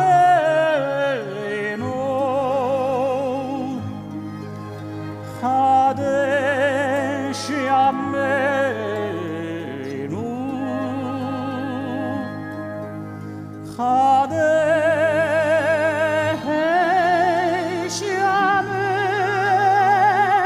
ימינו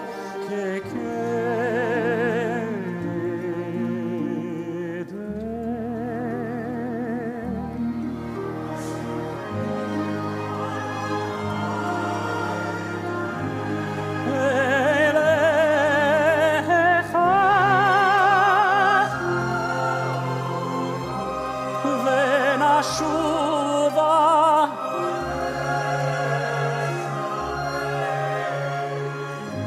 חדש ימינו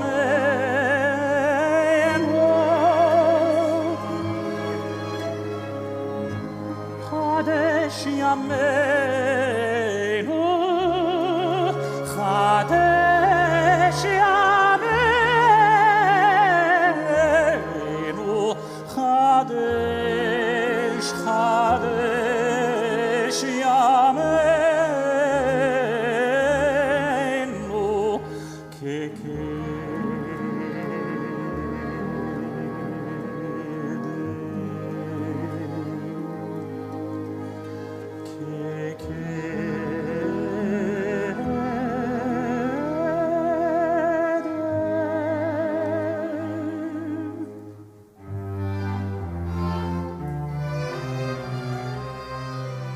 אל תשליכנו, אל תשליכנו, אל תשליכנו מלפניך ורוח קודשך, רוח קודשך אל תיקח ממנו אל תשליכנו, אל תשליכנו, אל תשליכנו לעת זקנה ככלות כוחנו, ככלות כוחנו אל תעזבנו אל תשליכנו מלפניך ורוח קודשך אל תיקח ממנו אל תשליכנו לעת זקנה ככלות כוחנו, ככלות כוחנו אל תעזבנו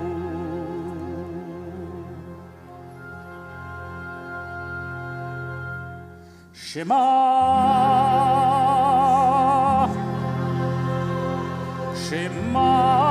קולנו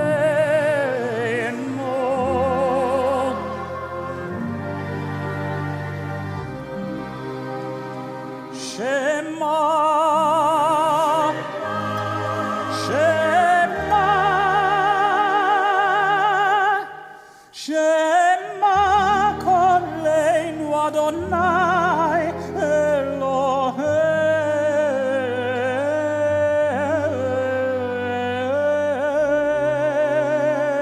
אלוהינו חוס ורחם עלינו וקבל ברחמים וברצון את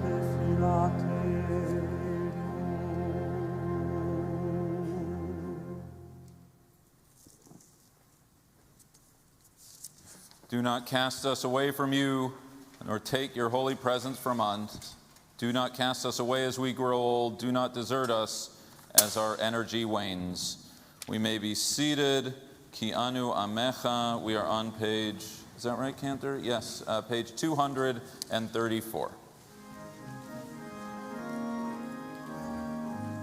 Ki anu amecha ve'ata Eloheinu.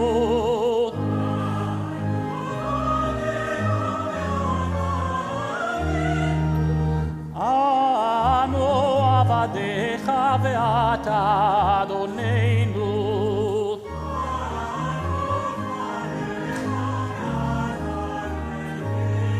Anu nachlatecha ve'ata koraleinu.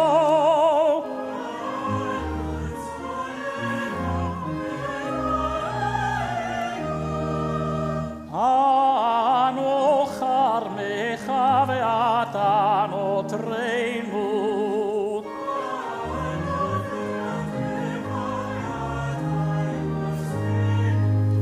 Anu rayatecha ve'ata dodenu.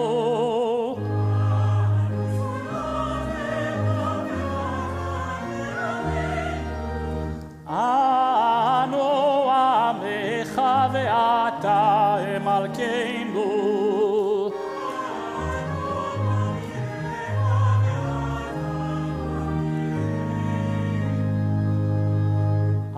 אנו עזי פנים ואתה רחום וחנון, אנו כשיורף ואתה ערך אפיים, אנו מלא עוון ואתה מלא רחמים, אנו ימינו כצל עובר, ואתה ושנותיך לא יתאמו.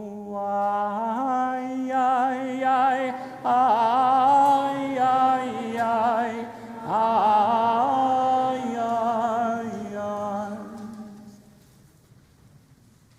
We are on page, it's much easier when we're standing next to each other, Cantor. We're on page 235, is that right?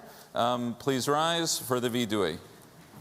אלוהינו ואלוהי אבותינו ואמותינו, תבוא לפניך תפילתנו, ואל תתעלם מתחינתנו, שאיננו עזי פנים וקשי עורף. לומר לפניך אדוני אלוהינו ואלוהי אבותינו ואמותינו, צדיקים אנחנו ולא חטאנו. אבל אנחנו ואבותינו ואמותינו חטאנו. איי איי איי איי איי איי אשמנו, בגדנו, גזלנו, דיברנו דופי, הבינו והרשענו, זדנו, חמסנו, טפלנו שקר. איי איי איי איי איי איי יצנו רע כיזבנו, לצנו, מרדנו, נייצנו, שררנו, אבינו, פשענו, צררנו, כישינו עורף.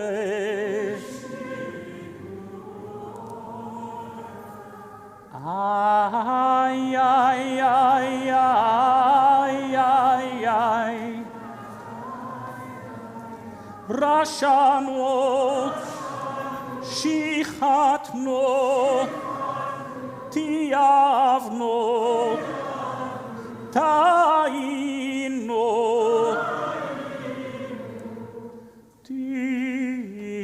תטענו.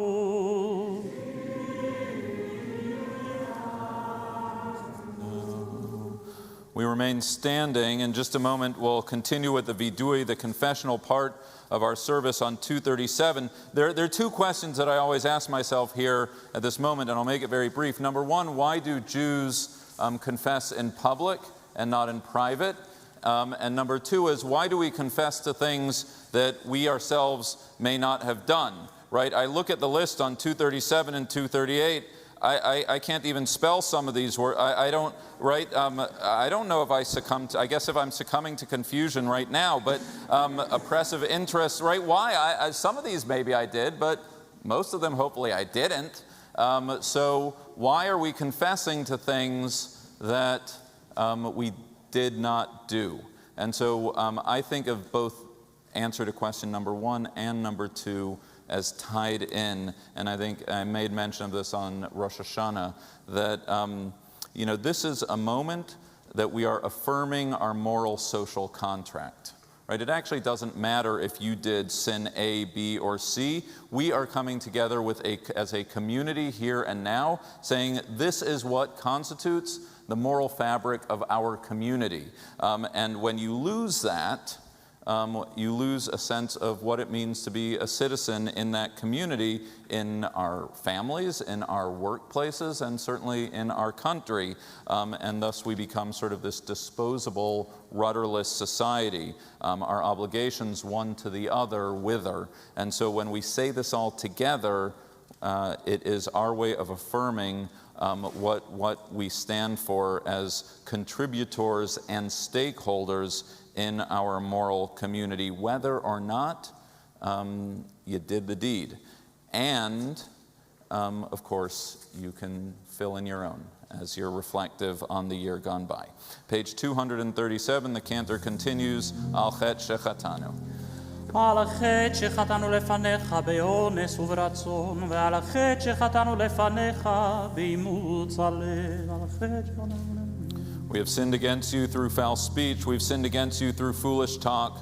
We've sinned against you through pursuing the impulse to evil. And we have sinned against you wittingly and unwittingly. For all these sins, forgiving God, forgive us, pardon us, grant us atonement. על החטא שחטאנו לפניך ביצר הרע, ועל החטא שחטאנו לפניך ביודעים ובלא יודעים.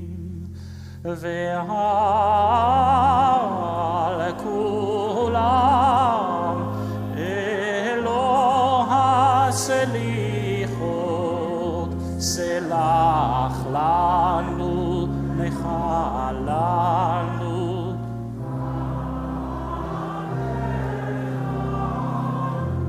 על החטא שחטאנו לפניך בכחש ובכזב, ועל חטא שחטאנו לפניך בכפת שוחד, על חטא שחטאנו לפניך.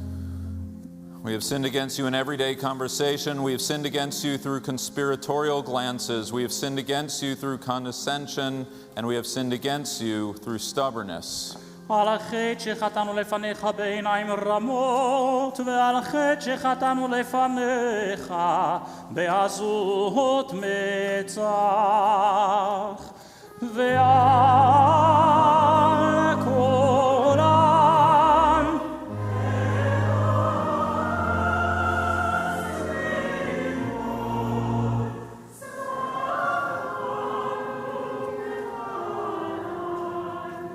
סלח לנו, מחה לנו.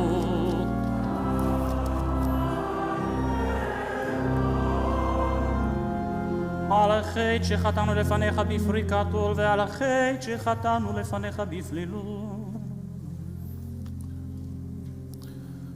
We have sinned against you through empty promises. We've sinned against you through baseless hatred. We've sinned against you by betraying trust. And we've sinned against you by succumbing to confusion.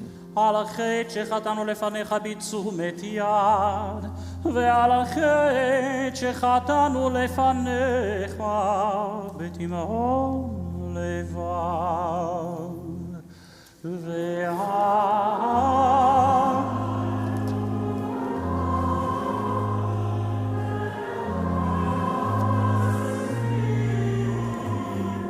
סלח לנו, מחה לנו, כפי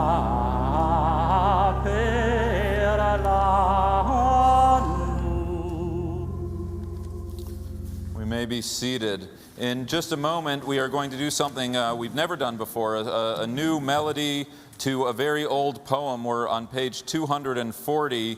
At the bottom of the page, Lechol ish yesh shem.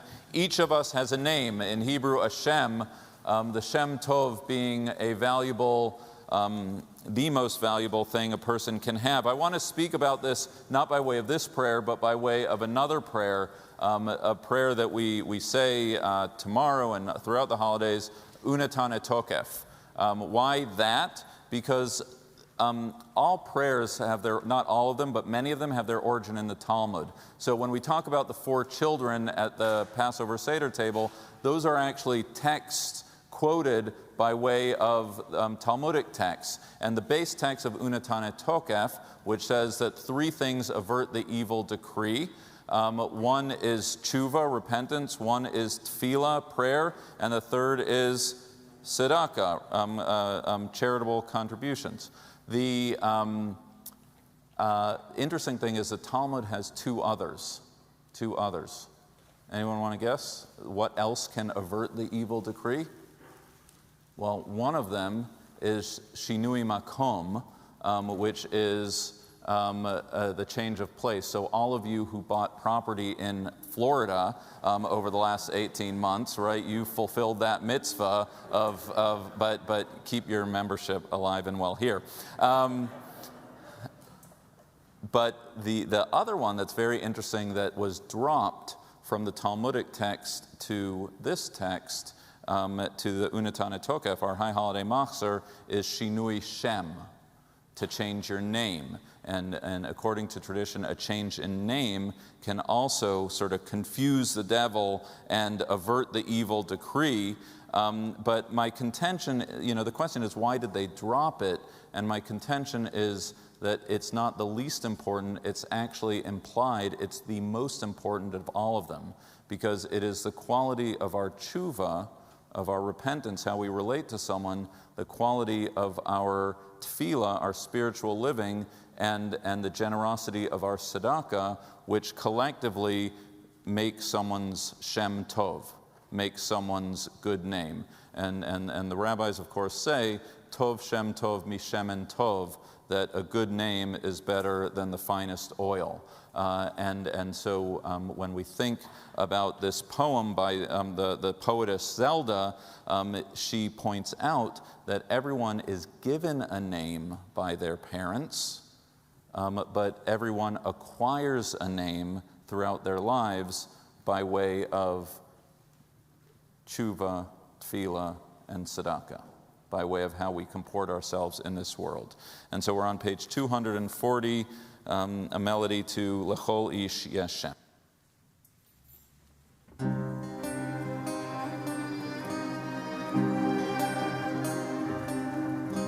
לכל איש יש שם שנתן לו אלוהים ונתנו לו אביו ואמו.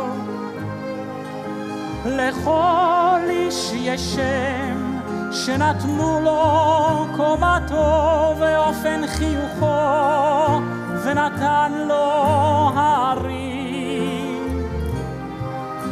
לכל איש יש שם שנתנו לו ההרים ונתנו לו כתעליו. לכל איש יש שם שנתנו לו המזלות ונתנו לו שכניו. לכל איש יש שם, לכל איש יש שם.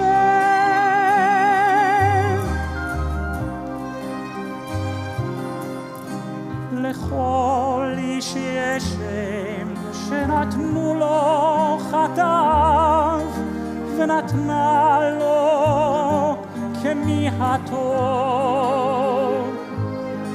לכל איש יש שם שנתנו לו שונאיו ונתנה לו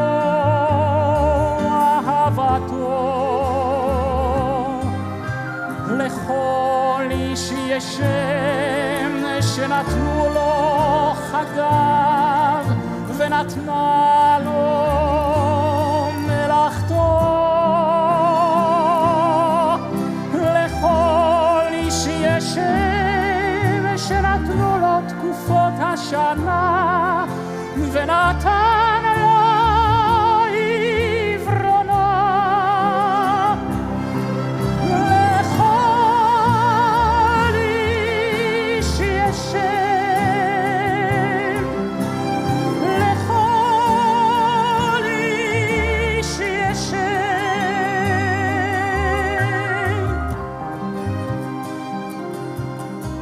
לכל איש יש שם שנתן לו אלוהים ונתנו לו אביו ואמו.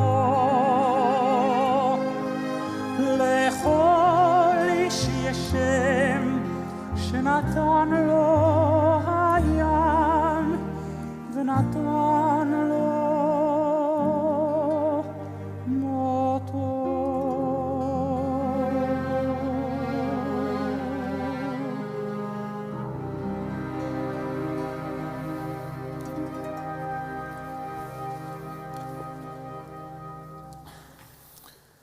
We rise. We are on page 243. The ark is opened. Avinu Malkeinu.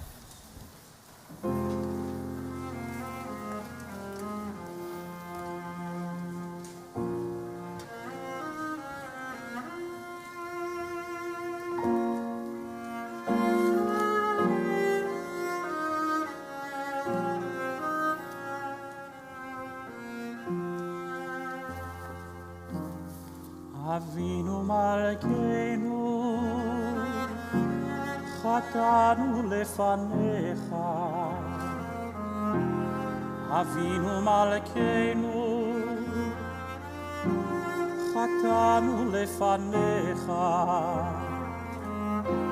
אבינו מלכנו, כמול עלינו ויעלול עלינו ותאפרנו.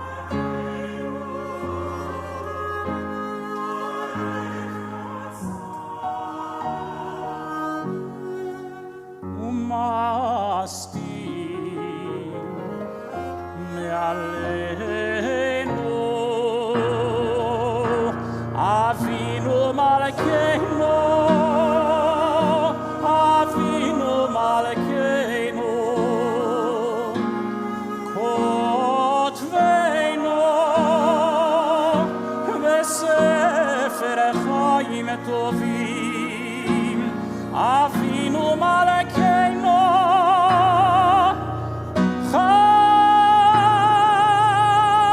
חדש עלינו, חדש עלינו, שנה טובה.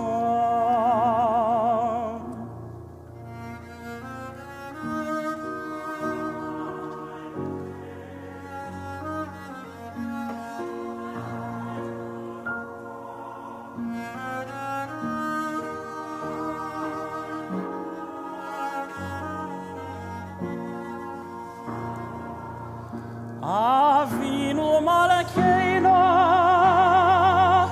כלכל צר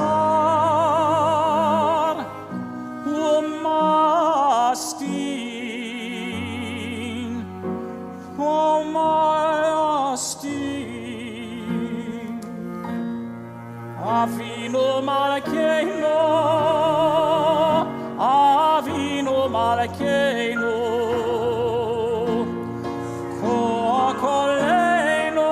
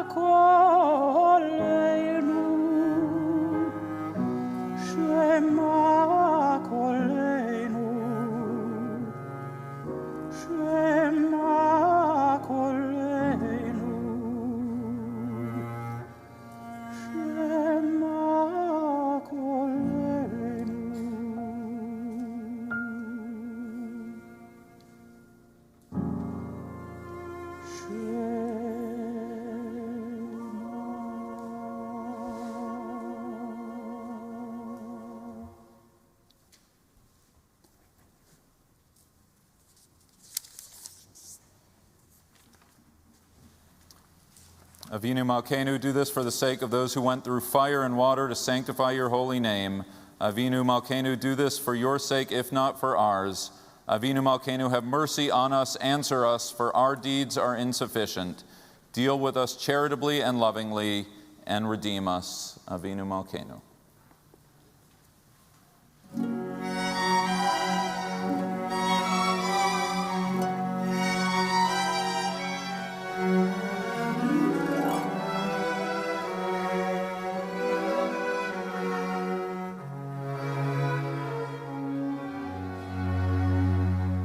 Avinu Malkeinu, Choneinu Vaneinu.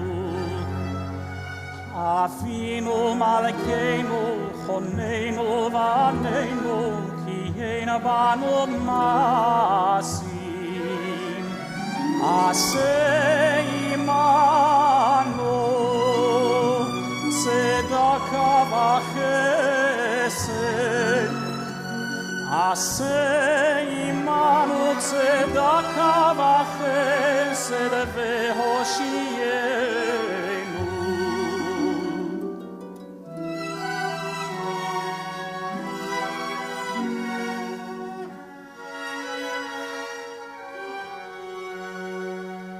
Avinu Malkeinu, Choneinu Vaneinu.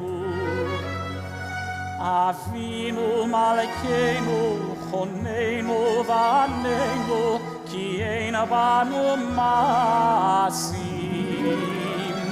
Aseh imanu, tzedaka v'chesed. Aseh imanu, tzedaka v'chesed v'hoshienu. Avinu Malkeinu, Choneinu Vaneinu. Avinu Malkeinu, Choneinu Vaneinu, Ki ein banu masim. Aseh imanu, tzedaka v'chesed.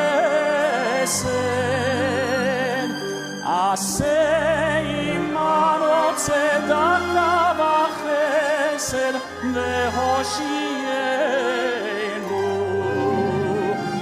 Aseh imanu, tzedaka v'chesed. Aseh imanu, tzedaka v'chesed v'hoshienu.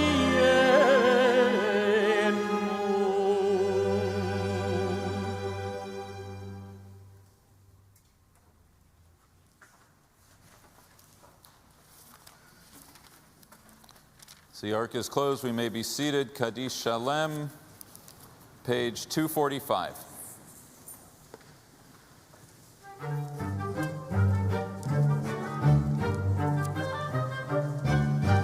יתגדל ויתקדש שמי רבה בעלמא דברה חירותי וימליך מלכותי בחיי חון וביומי חון ובחיי בכל בית ישראל בגלה ובזמן קריב ואימרו אמן יהי שמי רבה מברך יתברך יתברך יתברך וישתבח ויתפאר ויתרומם ויתנשא ויתהדר ויתעלה ויתהלל שמי לקודש הבריחו לילה לילה מן כל ברכתה ושירתה תושבחתה ונחמתה דמירה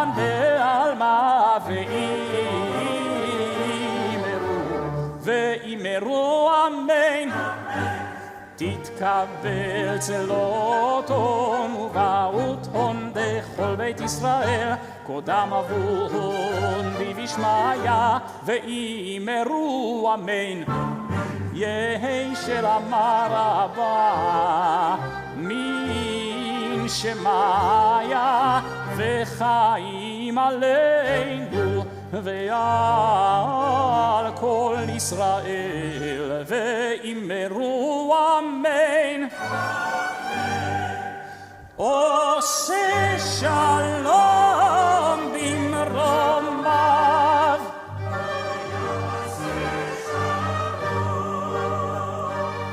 עלינו ועל כל ישראל.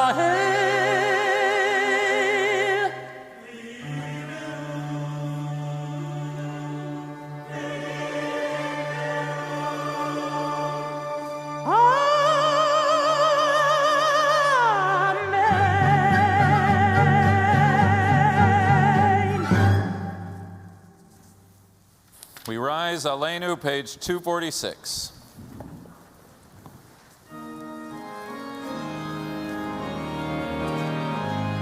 עלינו לשבח לאדון הכל, לתת גדולה ליוצר בראשית, שלא עשנו כגויי הארצות.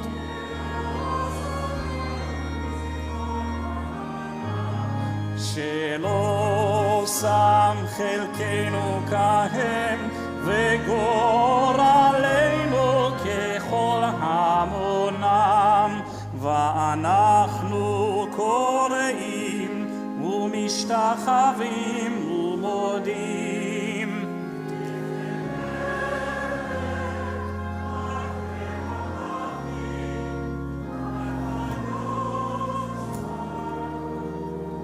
שעונות השמיים ויוסד הארץ ומושב יקרו בשמיים עמנו.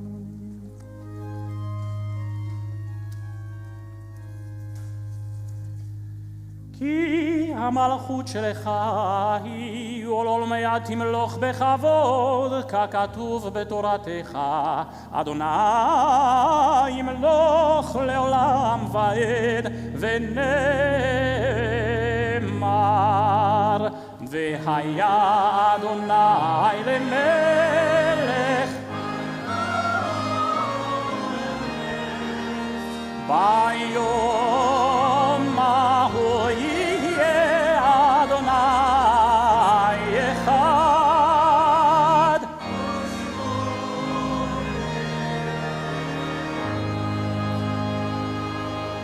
If you are in mourning, observing the yahrzeit of a loved one, I invite you to remain standing. Mourners can remain standing, otherwise you may be seated. Page 245, Kaddish Yatom, Mourner's Kaddish. Yit Kadal v'yit Kadash Shemei Rabbah ve'alma divrach yirutei ve'amlich malchutei ve'chayechon u'vyomechon u'vchayei b'chol beit Yisrael ba'agala u'bizman kari v'imru amen. Yehei Shmei Rabbah mavarach le'olam almei almaya. Yit barach v'yishtabach v'yitpa'ar v'yitramam v'yitnaseh v'yithadar v'yitalev v'yitalal shemei dekudesha brichu la'ela la'ela mikol birchata v'shirata tush bechata v'nechemata da'amiran be'alma v'imru amen.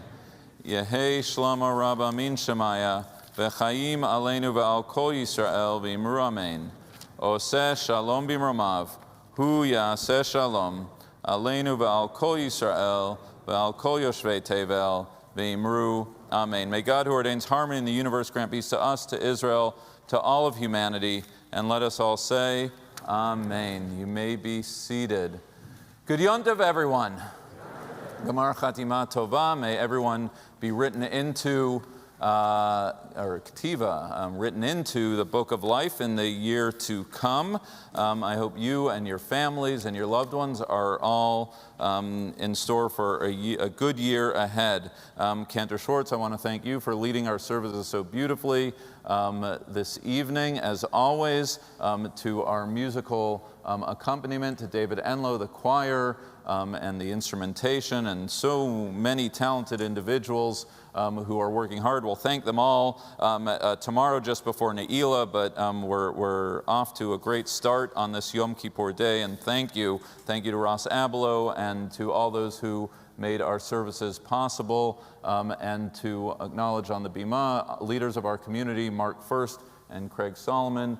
We thank you for your leadership, not just today, but every day of the year. And of course, to Mark Becker, to Natalie Barth, to you and your families, and the entire lay leadership. We thank you for everything you do on behalf of our community. Tomorrow morning, our services will continue. It's all on the website, or what was sent to you, pasyn.org/high holidays. All the schedules, the services, times for youth, for families, and everyone else. The Yizkor is going to be at around 1 o'clock tomorrow. Everyone, if you're here in this room, then it's understood, but if you're not and you're coming tomorrow, then please make sure you've uploaded your vaccination card. Only vaccinated individuals may attend in-person services. So please take note of that. After Yizkor at 2 p.m., we're deeply honored to welcome, well, he's always here, he's a member, but Dr. Richard Haas, the president of the Council of Foreign Relations. But we're putting you to work tomorrow because we're going to have our conversation about current global issues and how to better understand them. That will take place right here.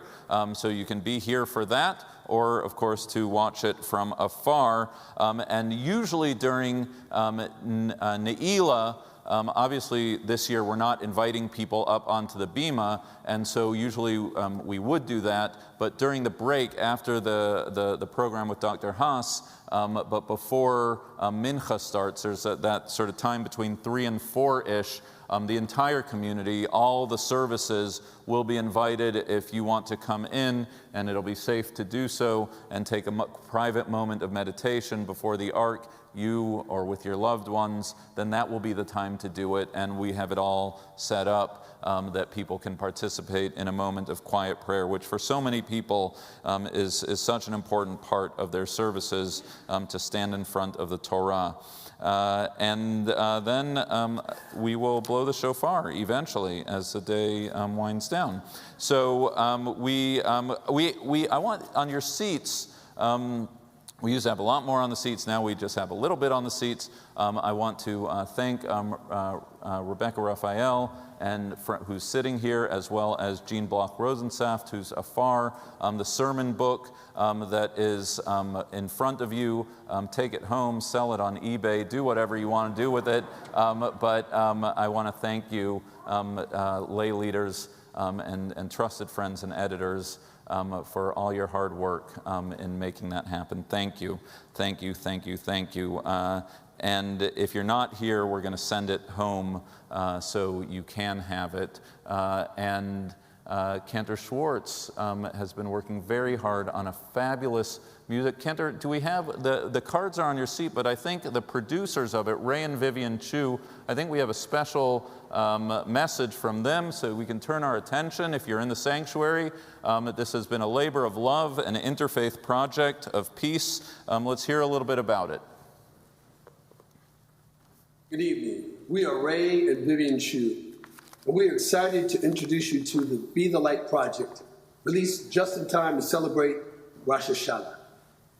This is the culmination of the wonderful relationship we have with Cantor Ozzie Schwartz. The spirit of this project is to bring people and communities together. This is particularly important during these troubling times where people are in need of the healing that music provides. That's right. This 8-song album is a beautiful collaboration between the Jewish and Christian faiths. This is just the beginning of us introducing the world to this wonderful project that we are certain will touch people's hearts and their souls. So please join Cantor Ozzie and us on this journey by supporting this project. You can stream or download it on all digital platforms. Shana Tova. All right. Cantor Schwartz, I want to congratulate you on this project. You have the card, you can figure out how to download it. As the Jews signaled, it's just fabulous. It's something that we should all enjoy over and over again. I want to, I think we're wrapping up. I think, it's always this question of what you, how you greet people, right? And a lot of Jews say, I want to wish you an easy fast. I had this text exchange with my brother in Los Angeles, the son-in-law of Gabe, who I mentioned to you, and I said, have an easy fast. And he said, but aren't we supposed to afflict our souls?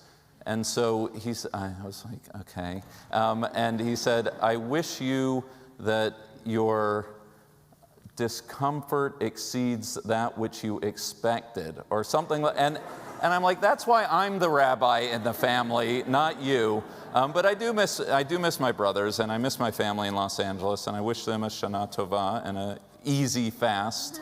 But it reminds me of the story of Goldstein, who was he was a regular at the local pub, and he walked in, and every Monday night he would set in front of him 4 shots of Macallan, and the bartender was sort of, why not one after the other? Why 4 lined up like that? And he says, well, this is a thing. I'm separated from all my siblings. I miss them very much, and they miss me. And we made a decision that every Monday night we all go to our local pub, and we all pour ourselves 4 Macallans, and we do a l'chaim because we're apart, but we're together. And it was a beautiful thing. And year after year, every Monday night, Goldstein would go in there, and this was his custom until one night he asked for 3. And the bartender said, oh my God, Abe, what God forbid, did something happen to one of your brothers? And Goldstein says, no, I just stopped drinking. All right, I'll give you one more. So Goldstein was down on his luck, still single after all these years. His buddy, Solly, came up to him and says, why aren't you married? Can't you find a woman who loves you? And Goldstein says, I actually have found women I want to marry, but I bring them home, and my mother just doesn't like any of them. And Saul thinks for a moment and says, I have the perfect answer for you, Goldstein. Just find a woman who is exactly like your mother, and that'll work. And so a few months later, the 2 buddies meet up again, and Saul says, Goldstein, did you find a girl? Did your mother like her? And Goldstein is sullen and says, yeah, I found a girl, and my mother absolutely adores her. And he says, so why are you crestfallen? What's the matter? And Goldstein says, well, it's my father. He hates her.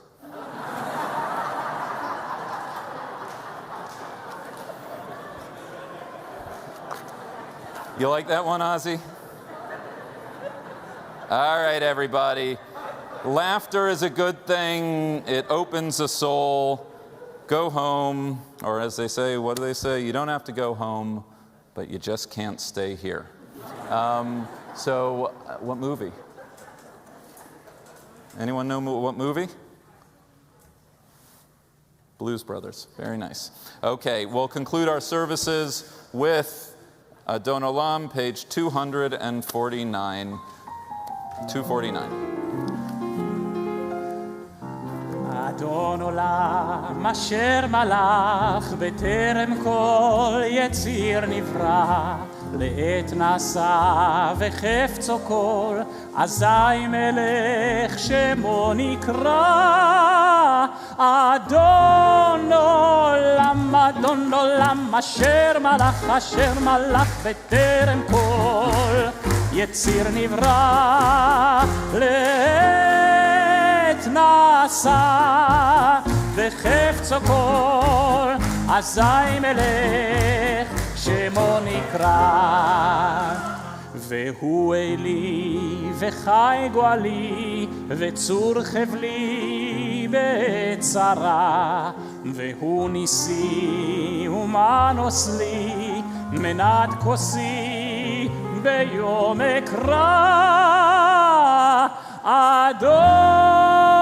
עולם אשר מלך בטרם כל יציר נברא לעת נעשה בחפצו כל אזי מלך שמו נקרא בידו הפקיד רוחי ותישן ואירה ועם רוחי גבייתי אדוני לי ולא יירא